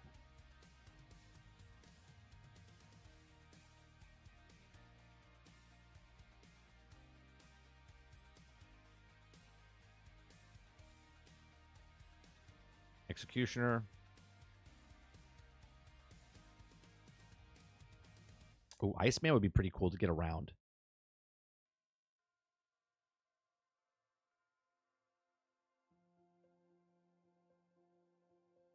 And obviously, you have to stay away from like people like Pyro or anything like that. You know, there's Ronan. Dude, they did bang up job with these characters. These character designs were. There's Rocket.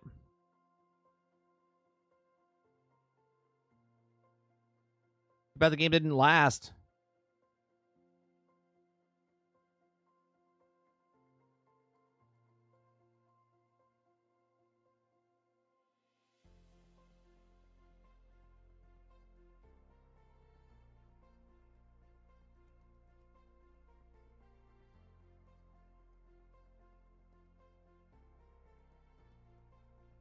Almost done here. Gambit definitely needs to be in the game.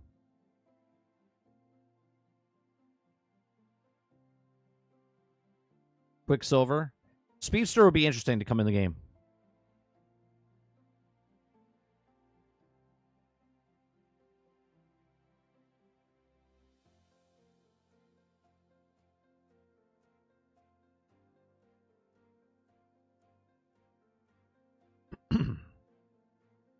We ending up on here.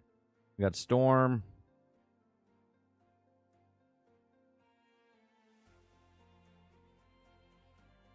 Is that Archangel or Angel? Angel will be interesting. Got Hulk.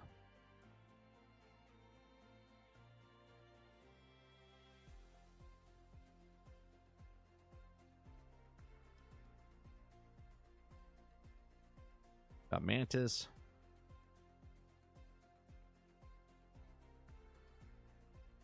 I think she's the last one. Oh no, Hawkeye.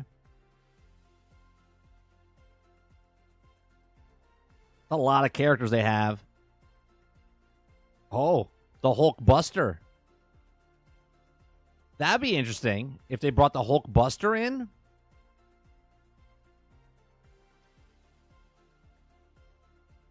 That would be interesting.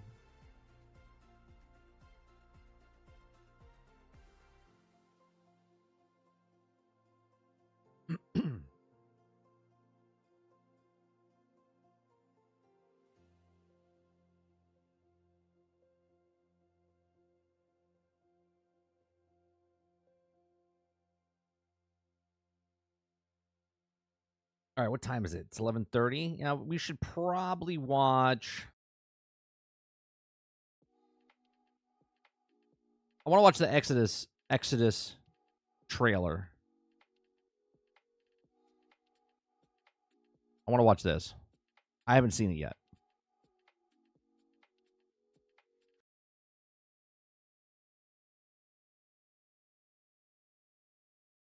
No, Ron's middle name is Troll.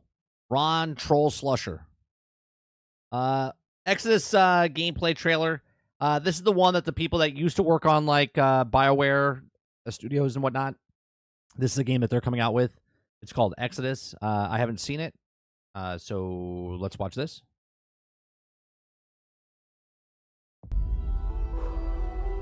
Preparing to transfer now. This is your last chance to bail, June. Do it. I'm already getting a Mass Effect vibe. Like, okay.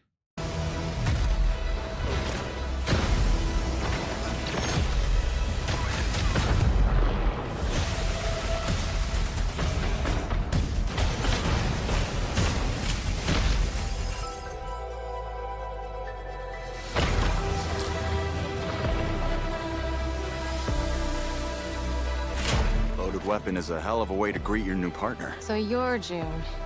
We're burning time. And now that we're all best of friends, let's make each other rich. I'm not just here to look pretty. I've got away with celestial tech.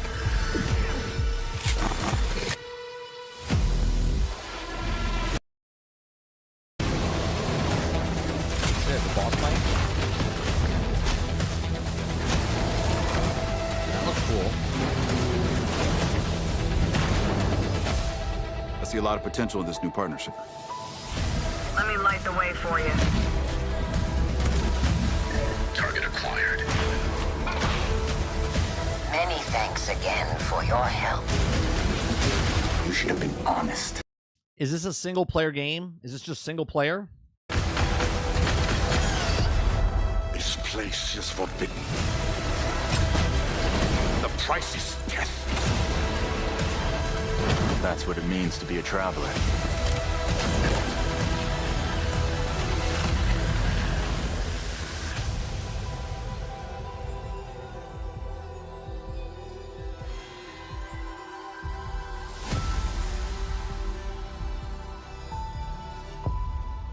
That coming out? Is that coming out? Oh, extended trailer. Extended story trailer.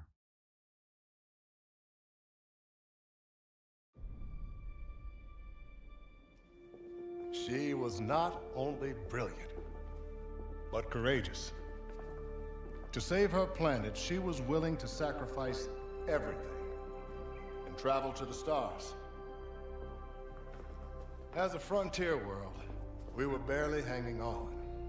Desperate, we tried digging up our past to find the key to our future.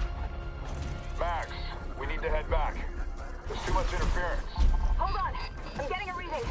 I can't. Max! No! Wait!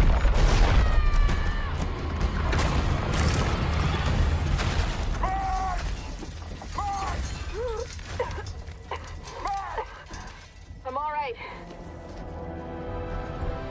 What she found that day was a miracle. It would be our salvation. And she used that ship to explore the far-flung corners of the galaxy. A traveler on the hunt for celestial treasure. Careful, Max. The data structure is incredibly dense. This is it.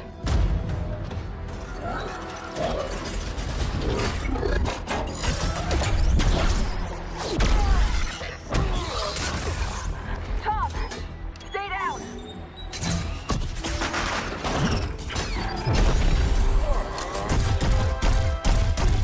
She put her life on the line to bring back artifacts to put us on the path to scientific breakthroughs. She risked everything, time and again. But despite her bravery, eventually her luck would run out. I mean, there's so much inspired by Mass Effect, which is not a bad thing, by the way. Lucky for us, she made it home safely. While she was alive, she was too humble to speak of her adventures. But at least we, her descendants, can honor her memory. Thank you all for visiting the museum today, and safe travels tomorrow.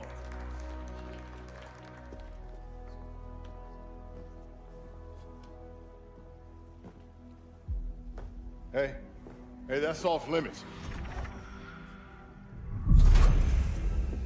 She was always charging headfirst into the darkness. I was always one step behind, looking for the light switch.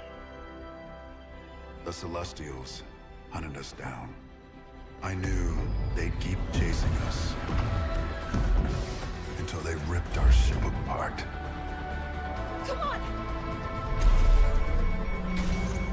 And I had to save her.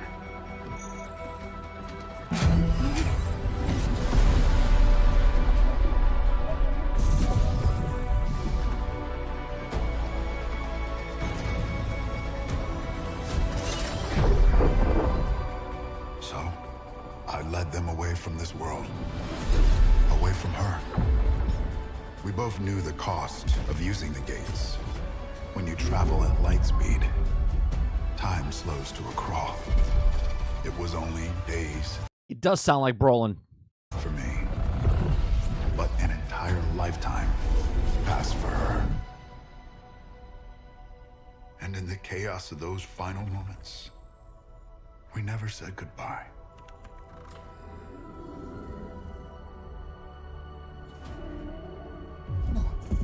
No, come with me! Wait! Please! Tom!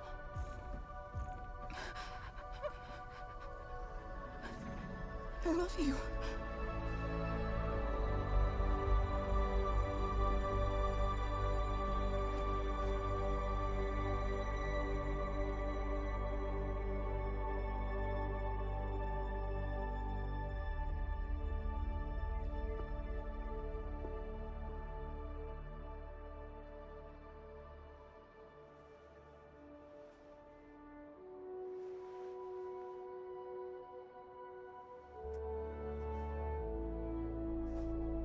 This is the extended story trailer. I don't know if it's old.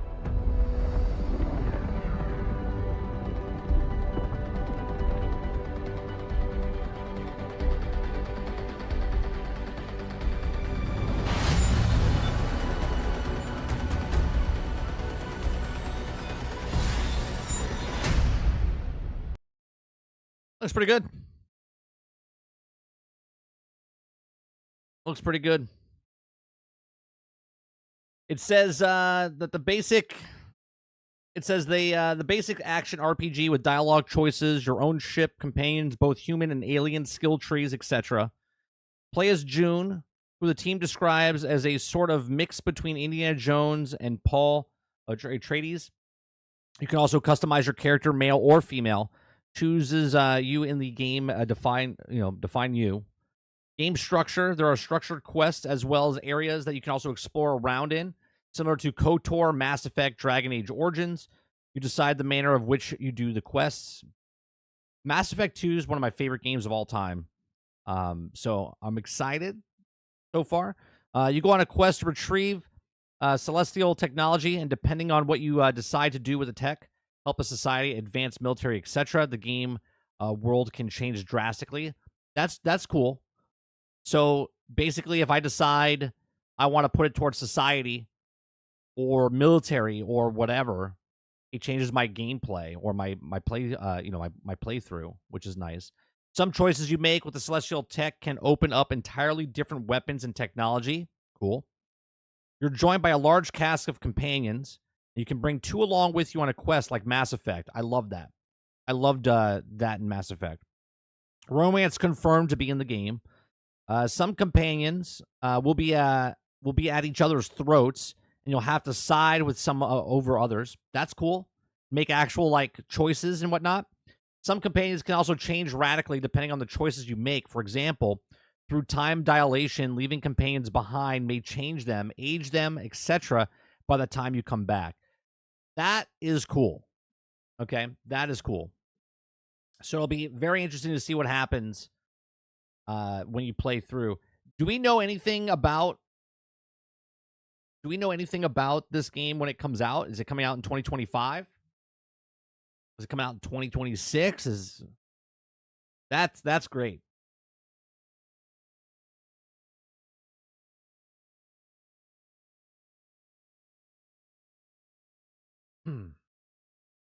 That sounds fantastic.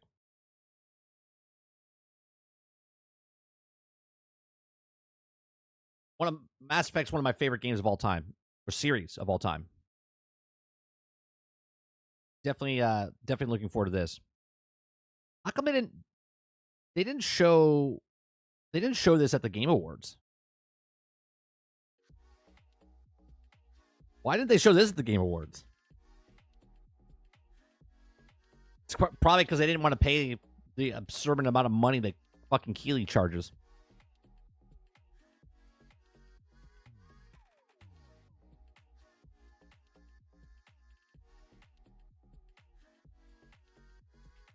Your favorite series of all time? Mine is between two different things, right? One is Red Dead 2, and the Mass Effect series. I love those series. Absolutely love them.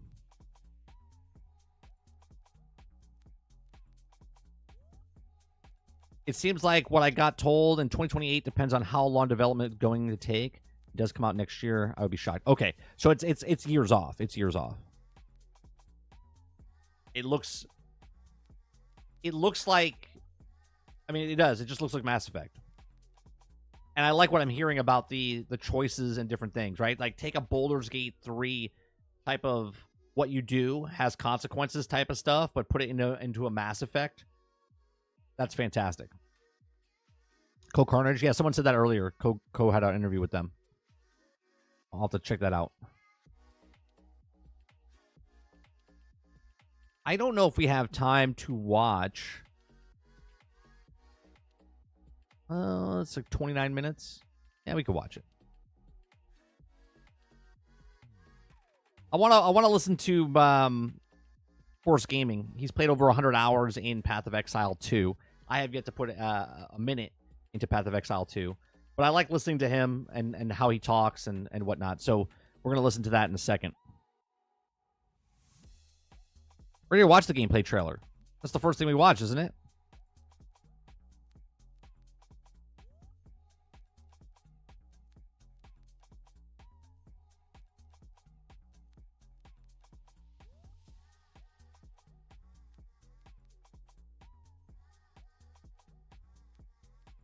We already watched it. That's the first thing we watched.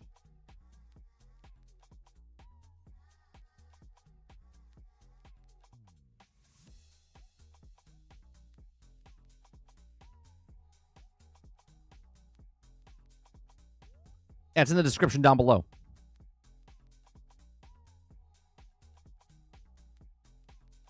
Oh, I saw talk about. I forget what it's called.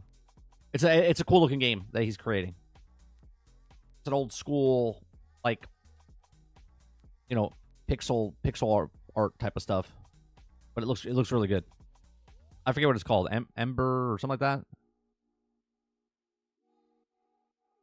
He started like 2 weeks ago. He played it for like an hour or so.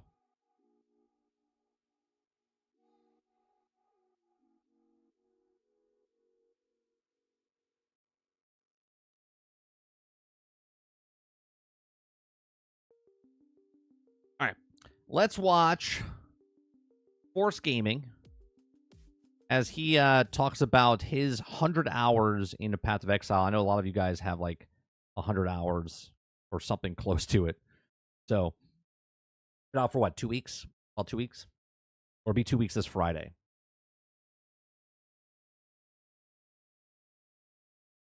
Excuse me. All right. since Path of Exile 2 came to early access. I've spent about 100 hours with the game now in total, spread amongst a few characters, but most of my time on my witch, with whom I've started working my way through the endgame, pushing myself up to the tier 15 maps, desperately trying to cap resistances, and for the most part failing to avoid being one-shot about every other run along the way. While the game still certainly is in need of some work, additional content, more fine-tuning, and quality of life fixes, one thing is abundantly clear to me now, that this is already a fantastic game, even in its unfinished early. Right, this is an early access game, and I've heard nothing but good things about it. I mean, people have criticism to give, but it's in the early access, meaning they're looking for criticism, right? So, people that have, saying that it's too hard or too whatever or too grindy, whatever the issues are that people have, it's okay because it's an early access and they're trying to make the fixes to it. Access state. As a side note, can I just add that looking back on 2024, I've realized that most of my favorite gaming experiences this year have been via early access titles. Just goes to show you that a game doesn't even need to be I have quite a bit of early access games this year as well. Technically complete to be thoroughly enjoyed. It just needs to be good. I'm okay with early access and having... how is it that early access games are running better than games that are out in gold? Like, they're out. How is it that early access games are better than the ones that are out supposed to be done? Rather have an incomplete game that is really fun and keeps me playing than a completely finished, unentertaining, bad game that I put away after a day. But anyway, that's another topic for another video. But yes, the rumors you have heard are in fact true. Path of Exile 2 is a very, very good game and may in fact go down as one of the best ARPGs ever. Time will of course tell. We'll have to see what the next 12 months and coming years turn out. I mean, to say right now in early access it's one of the best RPGs of all time and it's not even out yet is pretty fucking telling, isn't it? To be, but in the meantime, if you're looking for something that is fun to play right now and you enjoy ARPGs, you really can't go wrong with Path of Exile 2. I am $30 down, 100 hours in, and show no signs of stall. $30 down, 100 hours in, no time. He's got plenty of time. He's not going to stop anytime soon. Anytime soon. This game will certainly be keeping me busy for at least the rest of the month, if not into next year at a minimum. All right, so I'd like to start off the review with doing a basic overview of the game. I will keep this brief as I suspect a lot of you already know much of this stuff, but for those who are unaware, here's what you can expect to see and do in Path of Exile 2. So right now the game consists of 3 completed campaign acts. After picking your class, you will go through these, which on your first run should last somewhere in the vicinity of 20 to 30-ish hours, give or take. The first impression that this campaign makes, by the way, is quite substantial. I mean, I really enjoyed my initial playthrough. The tone... And I usually play a game like this, like I played Diablo. I'll play for the story. Obviously, the campaign's only 3 acts right now. It's supposed to be 6, I believe, when the game is done. So I might play this and then not... I might not ever play endgame in a game like this. The setting, environments, the difficulty and pacing of combat, the boss fights, the loot drops, at least after an early patch, and the overall character progression. Just playing this game, the entire package, it all really comes together nicely. You'll move through a variety of environments and locations. You got beaches, fields, caverns, woods, castles, dungeons, temples, jungles, deserts, and graveyards. Look at that fire. Just to name a few. All along. Does he have... He's got skeletons working for him, right? Along the way, battling through hordes of enemies while working on main and side story quests and coming head-to-head with a host of interesting and difficult boss encounters, with there being one... I didn't know those were enemies major boss fight located in each of the game's individual areas. I believe as of yet, we're looking at about 50 total unique bosses. There are quite a few unlocks and challenges along the way as well, various side bosses and quest objectives that reward permanent buffs to your resistances, your character stats, and even skill points. And then there is your ascendancy trials, which you will encounter in the campaign initially. These are fairly difficult challenges you must complete in order to unlock points for your class ascendancy, which we'll get to later on here. Now, once you've completed the initial campaign playthrough, you actually run it back. This time on the cruel difficulty, going through the same 3 acts a second time, but now against more challenging enemies. Now, this structure is a placeholder for the early access launch come full release, which is happening in 2020. So you play, I remember him talking about this. So you play acts 1, 2, and 3, and then afterwards it's like New Game Plus type of thing. You play acts 1, 2, and 3 again, but at harder difficulty. 25. We will be getting an additional 3 different acts for a total of 6. But in the meantime, yes, you are playing through the first 3 acts 2 times. In the second run, it is much quicker than the first. I think I actually completed it in a single afternoon. Dude, he doesn't even have to do anything. His minions are killing everything. And the fact that I know the boss fights, the quest objectives, and just have a better sense of the game and better at playing at it, my build's better. It just all really cut the playtime down substantially for that second run. Yes, the difficulty was... Here's my question for you guys. Those of you that are playing a lot of the game. Is the game broke in a way where you can create a character and then it never die? Meaning it makes it super easy. I get there's boss fights and there's end game and stuff like that. I'm just talking about like through the acts, through the story, getting to end game. Is there a point where it's just super easy and barely an inconvenience type of thing? Was technically higher, but frankly, in practice, everything felt easier and the process... Sure, Lucas, that's the point of the build. What I'm saying is, can you get to that point sooner rather than later? And there's really no point of upgrading. You know what I'm saying? Yeah, range is so much easier in this game. I'll play as a monk, and this shit is so hard at the beginning. Not an end game, no. The story, still no. Always, you can always be one shot. Okay. This went smoother. Now, after your second run, you're going to get one shot from anybody, or one shot from a boss? A few new sequences upon defeating the Act 3 final boss, at which point it is time to start the endgame. Now, bulk of the endgame consists of what is referred to as mapping. This has you moving through this overworld atlas, completing maps, which are procedurally pieced together dungeons of sorts, of all of the areas and locations that you explored in the campaign. From your starting position at the Ziggurat Refuge, you will progress outward, moving from one node to another, or one map to another, attempting to complete each of them successfully, collecting loot and progressing and this is endless further through the atlas in the process. So Argus says in game, even if you get a max resistance, you'll still be one shot. There's currently no way to avoid boss one shot moves from one shooting. They're also working on that though. I'm at 90 deaths right now in Act 3 as a monk. I get nuked occasionally. Got it.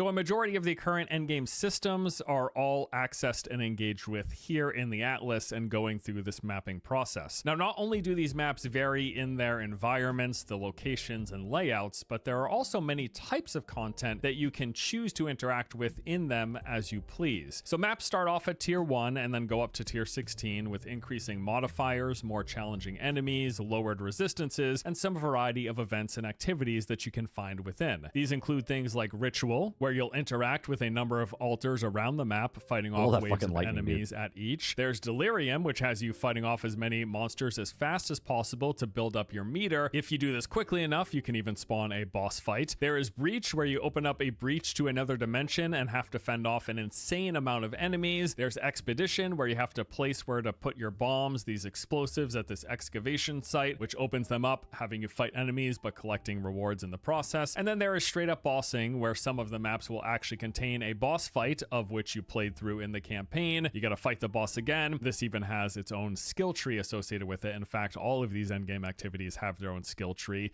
through the Atlas progression tree. So the process of mapping, the process of the endgame, basically has you going to one of these nodes. You'll start off by placing a tier 1 waystone, and that waystone essentially determines the level and difficulty of the enemies you fight inside. Then you go in, you will move through the map, clearing its enemies. Your main goal is actually to kill all of the yellow elites, or whatever they're called. In doing so, if you do this without dying, it makes for a successful clear of the map, which then lets you move to an adjacent node, progressing further through that overworld atlas. And then you also have many side events. That's all endgame stuff, right? What he's talking about? And objectives, the ones that we just covered, and some of these maps will contain those, and you can choose to engage with them or not. Doing so will give you additional loot, currencies, and then also one of the things you're mostly after is trying to find higher tier of waystones, which lets you progress further, because as you go through the waystones, the challenges get harder, but it gets you closer and closer and closer to that pinnacle endgame content. Also, all throughout the Atlas are these special tower nodes. Now, these are smaller maps that when completed will actually reveal the additional surrounding nodes in the area on your map. Also, once cleared, you can actually insert what are called these precursor tablets, which will enhance a number of nodes in the surrounding vicinity. These can add things like increasing enemy levels, the loot drops, player experience rewards, or mods, even adding additional events. Like, for example, if you want to play Delirium, if you happen to like that endgame activity, you can find these Delirium precursor tablets, put them into a tower, which will then add Delirium events to a number of those adjacent. So does it work like this in the end game? I know some of you guys say you're not in the end game, but like you see all that loot dropping. Like I'm playing at Path of Exile 1 right now. So do you just wipe out the whole map and then kind of go back around looking at the loot and trying to figure out to put onto your build? Map nodes. Now, beyond mapping, the other two pieces of endgame currently are the Ascendancy Trials. These are fairly difficult challenges that you have to complete in order to unlock skill points for your chosen class ascendancy. A class ascendancy is basically like a specialization for your class. So, for example, the main class that I'm playing, the Witch, she's focused sort of on the occultist tree, and you're summoning minions and laying down curses and things like that. But you can focus, the one that I'm playing as is the Infernalist, and it's fire focused. You've got a demon form. There's an alternate resource that you can activate, or just increase your overall health and tankiness, get a little Hellhound companion. And there are right now 2 ascendancies for each of the 6 classes. Eventually there's going to be a 3rd ascendancy, and we're also getting 6 more classes throughout the course of early access, and each of those will have 3 ascendancies. But anyways, the ascendancy is a decision that you're going to make as you're progressing your character, which is going to help you find. You can use but most players just use a loot filter to hide stuff. Is the loot filter on console or just PC? Is it a filter inside the game, or a filter that you have to download separately? Tune your build into a certain sort of theming, and in order to get points for those, while you get normal skill tree points just by leveling up or by those map unlocks, to get the ascendancy points you have to complete these ascendancy trials. So there are 2 main trials. There is first the trial of Sekimas. This uses this honor system, which basically means you don't want to get hit while you're playing, while you're going through the trial, by anything at all. So you move through these rooms and you will either be fighting off enemies or navigating some sort of a maze full of traps. Your main goal is to just take as little damage as possible the entire time, because damage taken translates to honor lost, and when your honor level reaches 0, you will fail the run. So the trial is presented in floors broken up into rooms with branching paths that give you some choices along. Well, that's always a good balance, Eclipse. Like when you're looking for loot, I like games where the loot could drop and you could find a good piece of loot on the ground. But if I want to take the time and then farm the gear or farm the resources to then make my own gear, this is the thing I was complaining about the entire time in Destiny back in the day, right? Way before any of you guys watched me. Most of you watched me. My thing for Destiny was, I hate that I have to try to get this gun. I would rather try to get, maybe the gun drops, but I want to make my own gun and build up to it. So let's say it took me 30 hours to happen to get a drop on the ground for me to use. Or it took me 25 hours, but I customized that weapon for me. You know what I mean? That's what I always liked about games that I could do, right? But obviously Destiny wouldn't let me do that. So in this game, you can start creating your own gear, customizing your own gear.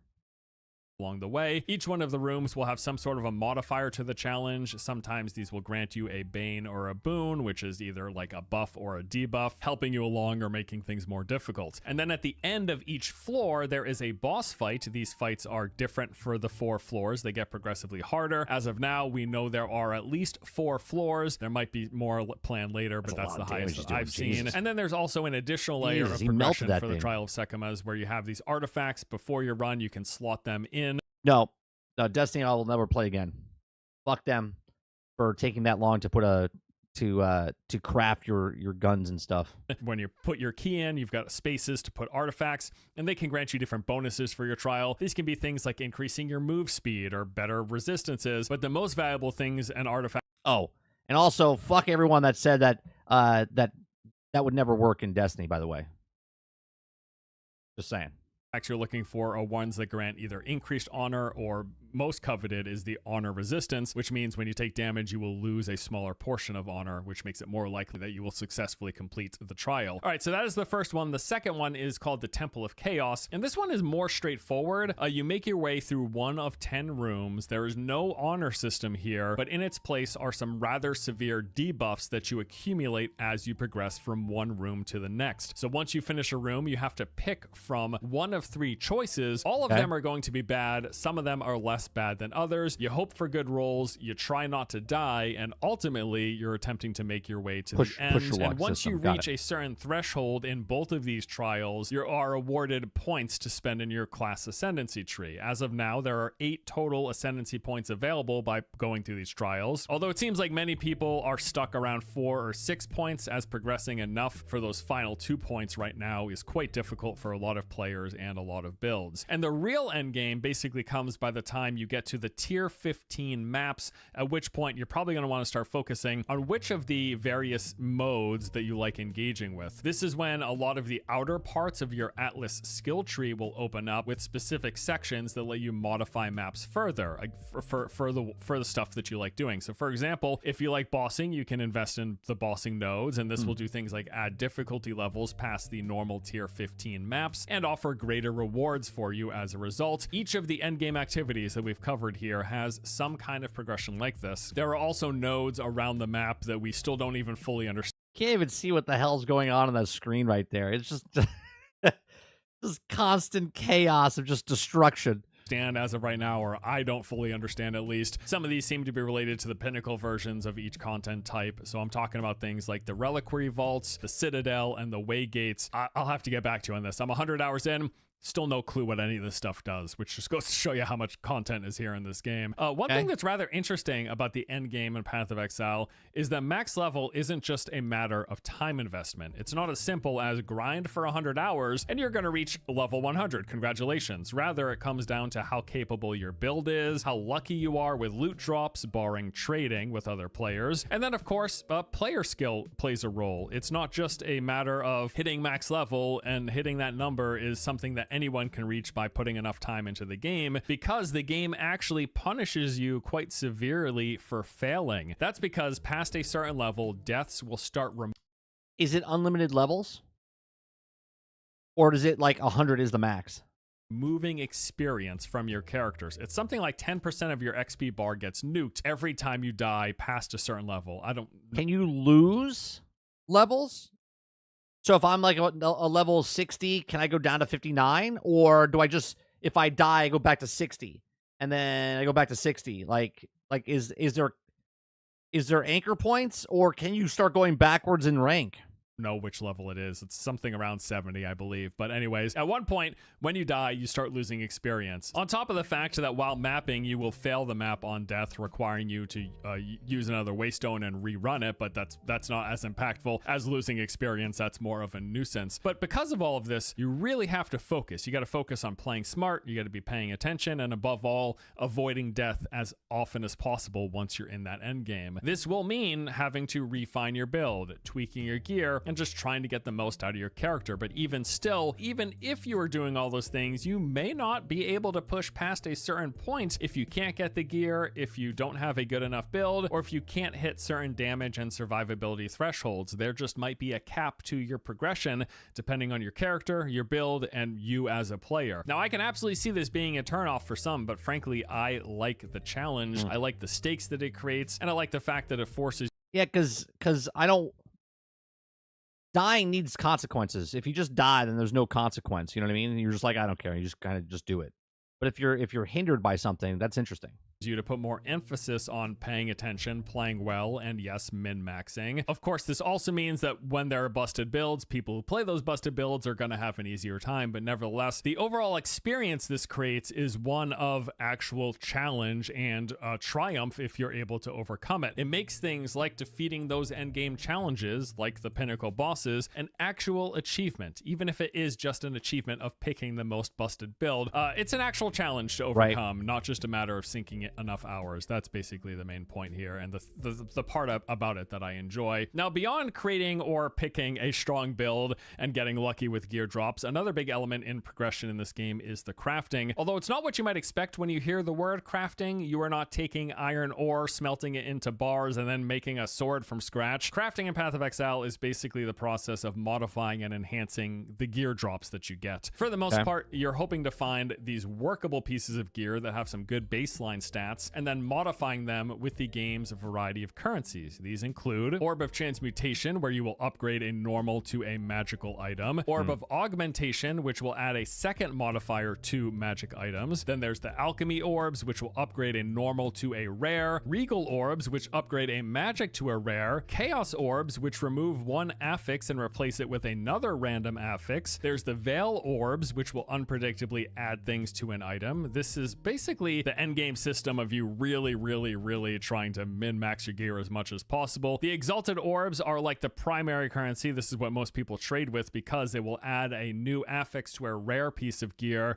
and this is it's just what you're highly coveted and what you happen to also be lacking the most as you're progressing and as you're crafting. Divine Orbs will randomize the numbers on all your affixes, so if you happen to get good stats but low rolls on those stats, this gives you a chance to get higher rolls. The Orb of Annulment will remove a modifier, and then the Orb of Chance upgrades a normal to a unique, but then can also delete the item in the process. So lots of different currencies, they do lots of different things, but the main point is these fine-tune and help you modify what are good baselines. You get a piece of gear. If I got a chest piece that has like default spirit and then additional spirit and life, I'm going to be modifying it to add things like resistances. That's the general process. All right, so that is the basic overview of Path of Exile 2, the content, the things to do, the things to see. Now let's talk about my general thoughts, the pros and the cons, the likes and the dislikes. Starting with what I like. In general, the gameplay is fantastic. As mentioned last video, I think they nailed the moment-to-moment feel of combat. There was a lot of weight and impact to your attacks with good corresponding animations and sounds, all of which results in great feel to the combat across the board. It's just simply very satisfying to attack things, and that's been the case on all of the classes that I've tried thus far. They have done a real good job. One of my biggest complaints of Path of Exile 1 was that I didn't feel that sense of impact right out the gate in combat, but they have delivered it. Level 1, starting with a fresh character with your basic skills, even just basic attacks. Playing Path of Exile 1 recently, it didn't feel good the first few hours. Now I feel much better. There's an oomph to it. There's a heft to it. And I think they did a fantastic job. I also really enjoy the slower pacing of the game. At least initially, this was the case while playing through the campaign. Even on the second run of the campaign on Cruel Difficulty, it still had a basically slower pacing. Things definitely speed up though once you start getting to mapping, once you have more of your build online, you start getting better gear and unlock more ascendancy nodes. But even still, I would say like those first 40 to 50 hours, things are on the slower side for sure. And they require you the first 40 to 50 hours, Jesus, to really pay attention to avoid deaths while boss fights in particular. But even on blue and yellow mobs, like you got to pay attention, you got to dodge stuff, and you got to be very particular with your character positioning, with your ability and attack placements, like all that stuff. At least that was the case for the first half of the 100 hours that I've sunk. Things are starting to speed up already. I mean, at this point, we are already seeing glimpses of things speeding up quite dramatically, in fact, depending on your class, your build, and your gear setup. Just the other day, I saw that clip that was going around of a Flicker Strike monk that if you told me that this was from Path of Exile 1, I would have believed you. Like, he was screen clearing at absurd speeds far from the... What was that? Flicker Strike monk. That is insane. Hold on a second. Clip that was going around of a Flicker Strike monk that if you told me that this was from Path of Exile 1, I would have believed you. Like, he was screen clearing at absurd speeds, far from the slower methodical pace that I initially enjoyed about the game. And I assume that this trend is going to likely continue, probably even getting more extreme going forward as the new... Can I just say, I don't know if it's still in the game, if they nerfed it or not, but that right there, I'm going to go buy it right now. Right after stream, I'm going to go purchase the $30. I just don't know if I want to do it on console or PC now. Probably if I'm going to stream it, I'll put it on console. Classes get unlocked with new weapons and new skills and support skills, and new combinations are found by the community. I assume we're going to get even crazier, faster, clear speed builds, unless Grinding Gear Games does anything deliberately to rein that in. Although I don't necessarily feel like they have to. I liked the slower pacing of combat that the game initially presented me with, and even though things are speeding up as of now, I think it's okay for them to have a variety of content type, right? Like, I don't think the whole game has to be those first 30 to 40 hours of pacing. In fact, honestly, I think that ideally the best games are going to have a varying levels of gameplay types when it comes to the speed and the challenge that they present. For example, I think a game that happened to do this very well was Lost Ark. They had a great large variety of content types, and they were played at a variety of paces. You had the very challenging single boss fights where you really had to pay attention to telegraphs. And this is like Path of Exile 1, right? It's co-op. You can play with people. And dodge every attack and sneak in your counterattacks when the opportunity presented itself. But then there are other modes where you will go in and you're just, the whole thing is you doing big AoE attacks to clear the entire screen of enemies in one fell swoop. And then there are ones that split the difference, where you've got some fast screen clearing followed by more methodical engagements followed by more fast screen clearing. But then on top of that, having auxiliary stuff and downtime activities I think can really add a lot to the entire package. And I mean, GGG even has a little bit of this as well with POE 2, with things like your hideout customization, basically like base building. If you know, you can like decide where your tree goes and put little ferns and chairs and all sorts of stuff around your base to make it as pretty as you want it to be. Or you've got even things like expeditions, where in the middle of a map where you are screen clearing a lot of the time, you're pausing for a moment to decide, hey, where am I going to link these bombs to explode to get all the proper rewards, but also avoid the worst debuffs that I want, like even just things to break up the action, that otherwise non-stop action. So yes, I think while I enjoyed the slower pacing that I was initially presented with, things have sped up already, and like I said, I assume this is going to exponentially get even faster. But if they can keep it so that there is that variety, there is some slow, like the boss fights maybe, unless you're a monk, and there's some fast and screen cleary stuff, even though it is the case that we are already starting to see Are melee characters a lot harder to play in the game than the range characters? things speed up quite substantially. I will still list the initial slower pacing as something that I really enjoyed. Visuals, really great here. I'm super impressed with their graphics and animations. Some really fantastic use of lighting in darker spaces in particular. I just think there's some really good vibes created when you're in these dark dungeons and you've got the light source from your player character or from light sources in the environment. It just looks great. Music is S tier in this game as well, for the risk of getting copyright claimed. Not really going to play it, but I will tell you there are particular maps that are about as close as you could get to pulling from Diablo 2 nostalgia without getting sued, I assume, and I'm all here for it. Like, it was such a pleasant Where they just rip it from Diablo? surprise when I went into that zone. I was like, this is Diablo 2 music? No, Path of Exile 2. We're playing Path of Exile 2. Okay.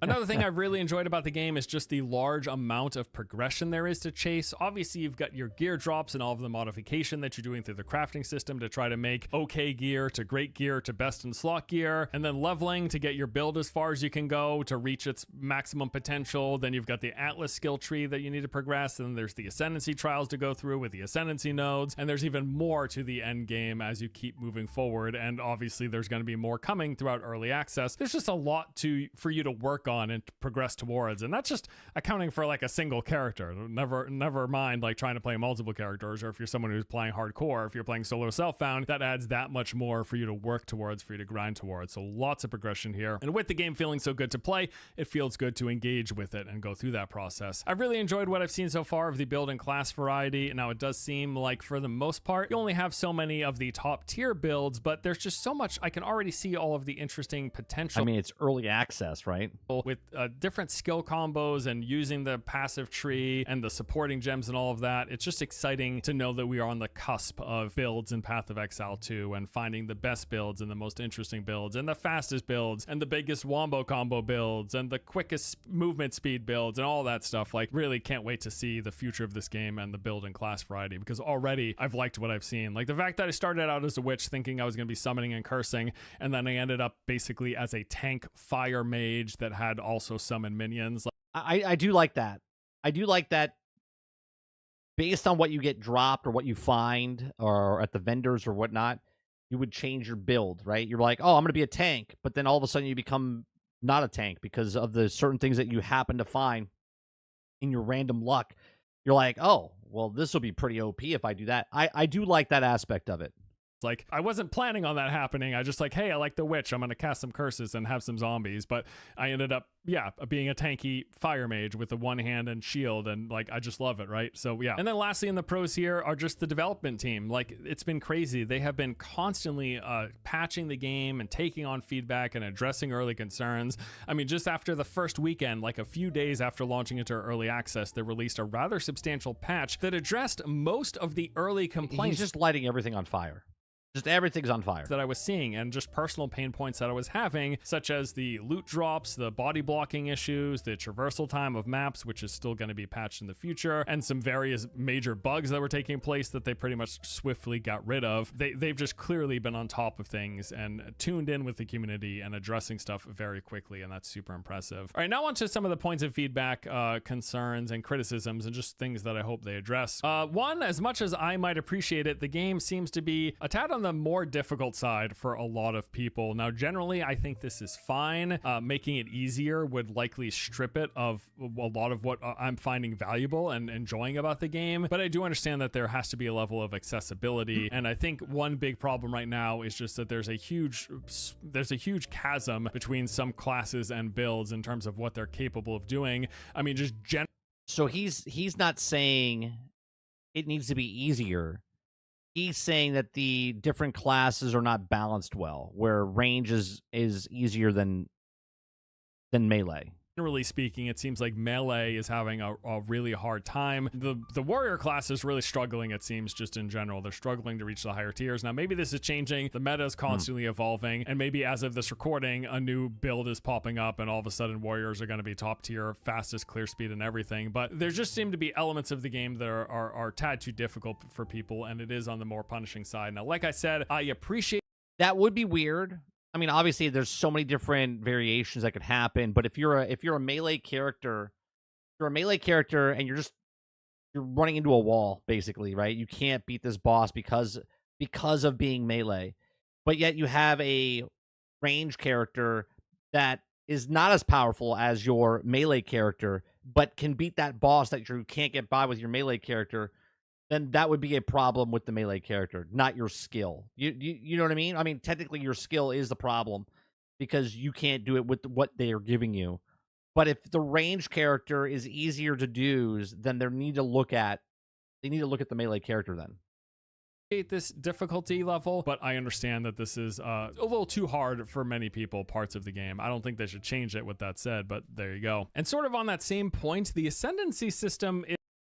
let me ask this, guys. So if there's a boss, let's say a level 15. I have a melee character, level 15. I come to this boss. I can't beat this boss. Can't do it. I hit a wall. If it's skill, if it's gear, if whatever it is, I could go somewhere else, find something, right? Get a different drop, come back, and then try it again to beat it, right? It's not like you can't move on to the next section until you beat this one boss, correct? Is a little rough. I think in particular, the honor mechanic is just extremely difficult. Again, for melee classes in particular, they seem to really be struggling. You have a whole mechanic that says, okay, hey, yeah. if that's fine. So if you're running into a wall and you're being gear checked at this one boss, but then there's other bosses that you can go fight that are not gear checking you, but you might get a drop from them. That's okay. You get hit and take damage, you lose this bar that eventually, if it gets to 0, you completely fail the activity. Yeah, that whole thing is going to be more challenging for characters and classes that have to be in melee range. Like when I'm playing on my witch, I'm staying as far back as possible. I'm letting my minions do all the work. Because the problem is if you couldn't do that, then that's not respecting your time as a player, because it's all RNG at that point, right? If you didn't get the right drops at this point at this time, you're just hitting a wall and you're like, I'm being gear checked and I just can't get anything else. That would suck. That would 100% suck. I'm just casting fireballs and trying to dodge any area of effects or projectiles that come my way, but I'm not required to be in the midst of things to deal damage to kill things, right? My minions are mostly doing the work for me. And so for that reason, with systems like the Ascendancy system and the whole honor mechanic, I mean, it's making it very, very, very, very difficult for people. On top of the fact that it seems like there's been some bugs where you would progress through the Ascendancy to a point that you should be awarded Ascendancy points, but you weren't given them for whatever reason, for a bug, presumably. Endgame in general seems a little hit or miss. Like, the higher tier maps are exceedingly hard to access, and there are currently just too many one-shots in the game. Even if you are maxed out resistance, you're just getting one shot seemingly out of nowhere. And again, there are just that's got to be broke, right? If you have full resistance, but you max out resistance, but you're getting one shot, that seems broke, doesn't it? many classes that basically cannot reach that point. Ultimately, in an ideal world, every single class will have one or a variety of builds that can reach the pinnacle of endgame, given player skill and getting the proper gear and get good rolls and crafting it to the point where you want and all of that, right? But right now, that just doesn't seem to be the case. This is partly an early access issue, partly an ARPG issue where there's no like perfect class balance, and there are some classes that are I think it's always going to be hard to balance the classes like that. Better than others, but again, ideally, that math doesn't math. Yeah, if your resistance is maxed out and you're getting one tap, that's not a skill issue. That's a damage issue done by the devs. Every single class will at least have one or two builds that could reach that pinnacle if given the right player, the right build setup, and the proper gear that player is wearing. Right? Crafting is extremely random. As you assumed, we went through how the crafting works. I don't like that. I don't like that your crafting is random. I want intentionality when I craft something. Again, if I have to go grind and find the thing, then I should be able to put that thing and make the thing. Not a random chance that it gets the role that I want. I don't like that, but I get it. Works, and a lot of times you're just not going to get what you want out of that, and what that ends up meaning is for people who are into trading, you're just better off saving up orbs and then buying the perfect gear for your build from other players. And that's the problem, right? Yes, there's a choice where you can just save up and then trade, but why do I have to do that when I could just earn the thing and then do the thing? I can still do the thing, but I can't do it myself. I have to go trade and then do it. Now, personally, I dislike this. I think it sucks a lot of the motivation of playing and grinding for stuff in these games. If I can just grind for orbs and then use those orbs to buy my bis, it just takes away some of the enjoyment. So I personally rather go like solo self-found, or if I do any trading, it'll just be with drops that my friends happen to get if they want to trade with me. But yeah, and then there's some minor nuisances here and there. I guess, but with seasons and whatnot, you're not with that character for longer than 12 weeks, right? So if you're I guess if you play the Internal Realm and you're looking for that, but if you're just playing seasons, you're going to be burning through that character, and you would want to get to the build that you want pretty fast, wouldn't you? Big annoyance, honestly, is like the fact that you get a loading screen every time you open the map. I don't know why this is happening. It's something that I hope that they address and fix, because I don't want to see those gears turning every time I open the map. But I should just be able to open the map and see the map. I can't remember the last time actually that I had to deal with a loading screen to open the map. I don't know what's causing this. I'm sure there's a good reason, and I assume that they're working on it, but I hope they work on it fast, because every time it happens, it's just annoying, frankly. And outside of that, there are a lot of other complaints that are commonly cropping up. You're seeing online, you're seeing other content creators raise concerns and issues about the end game and the progression system. But from what I can tell, a lot of these issues are just come down to things like balance tweaking and quality of life improvements. Now, we should be... Well, they said they would have 3 to 4 leagues a year in an interview that we watched, Ford.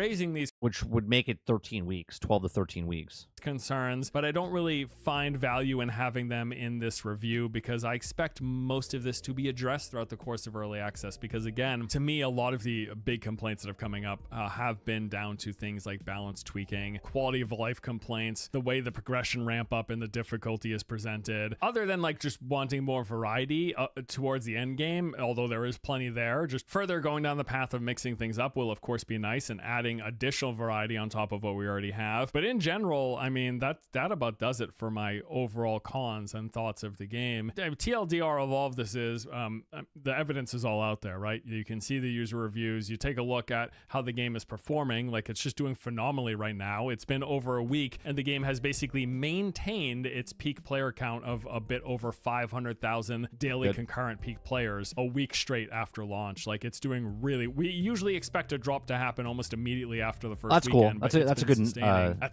feature, Warwick. Such a high number. It's really, really impressive to see. Now, yes, the game is far from complete. We only have half the campaign. There are still 6 more classes and additional weapons to be added. Each of the current classes. So right now, there's 6 classes, and then there's going to add another 6 classes, so 12 total. Is still missing 1 ascendancy, and there's clearly a lot more fine-tuning to be done. Also, the endgame feels incomplete and in need of fleshing out and balancing. But even with all of that being the case, far from complete or not, what is currently here has been thoroughly enjoyable. I have reached this point where I just don't care if a game is technically finished, if what is here currently is fun to play and to. Which is sad, not by him in any way. What I'm saying is, if a game is in early access or not complete, but it's in a better state than actual complete games, that's a massive problem in the gaming industry, right? When a game company like GGG can make their game that's in early access run better and feel better than games that have been out, launched, and out for 3 years, that's terrible for the industry itself. Okay, obviously great for them, but why is it that AAA studios can't complete their games, and yet these guys, other companies that are lower, smaller tier early access, still better, right? They're in better state than the games that are out full price, $70, $100, $120, and these guys are free-to-play games. Marvel Rivals is one of the most flushed out, smooth operating games I've ever played. Right? There was no server issues when it launched. It works. Entertaining and keeps me engaged for more than a week. I'm satisfied. Like, it doesn't much matter to me that the game will have more content, more classes, and more skills later next year. If I'm enjoying it right now, that's about all I care about. Tomorrow is never a guarantee after all. But anyway, this past week and a half has just been a blast. Like, I'm really enjoying this game, and I suspect I will keep playing Path of Exile 2 for some time to come. But that is all for today. Thank you as always for watching. Hope you enjoyed. I'll see you in the next one. So there you go. There is Force Gaming. We usually watch his stuff. I like him. Give it a thumbs up. Go check out his channel. Yeah, Path of Exile 2. I mean, I've read a bunch of stuff. Watched Dark Microtransaction. I've watched Asmongold. I've watched many what's his name? I can never say his name. We watched him for Lost Ark. We've watched him for Diablo. We watched him Comperium, I think it is. Guy's been playing these types of games for like a decade and a half or something like that. So every single person that's played this game has nothing but good things to say about the game. Right? Not made up stuff. Not Dragon Age Origins is selling well, right? Like actual people talking and hearing good things about the game.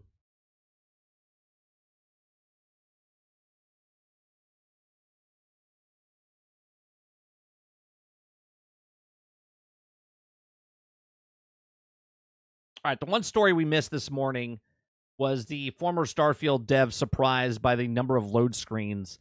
We're just not going to have time for that. So we did other things. We went down the rabbit hole of looking at past games that weren't, that the MOBA DC Universe stuff.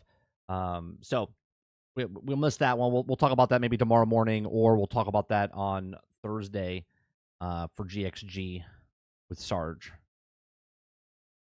Yeah, I think Path of Exile, I think I might pick it up today. I don't know if we'll play it today, but we're definitely going to pick it up. All right. Yeah, the game is selling so good. It's like $38 on sale on Steam. Right. You're talking about Dragon Age, yeah. So we'll be back tonight. Tonight's stream is going to start later. It's not going to be starting at 8 o'clock. We'll be playing games with Sarge. I'm not sure what we'll be playing, but we'll be playing tonight. I have a function to go to for my nephew tonight. So I'll probably be back by 8:30. So we'll probably start at 9, hopefully. maybe a little bit after. But, you know, we are streaming tonight. It just won't start at 8 o'clock. If you don't come out tonight and hang out with us then, we'll be back tomorrow morning for the Daily Grind. And then if after that, we have the Generation X Gaming Weekly Podcast. It goes over a few of the top stories from the past week, and we rant along the way. Appreciate it very much. Hit that like button. Hit that subscribe button. Thank you very much for the Super Chat. And for the subscribers and for anyone that did a membership. I appreciate it. You guys have a great rest of your day, evening, or night, and I'll see you guys on the next one. Peace.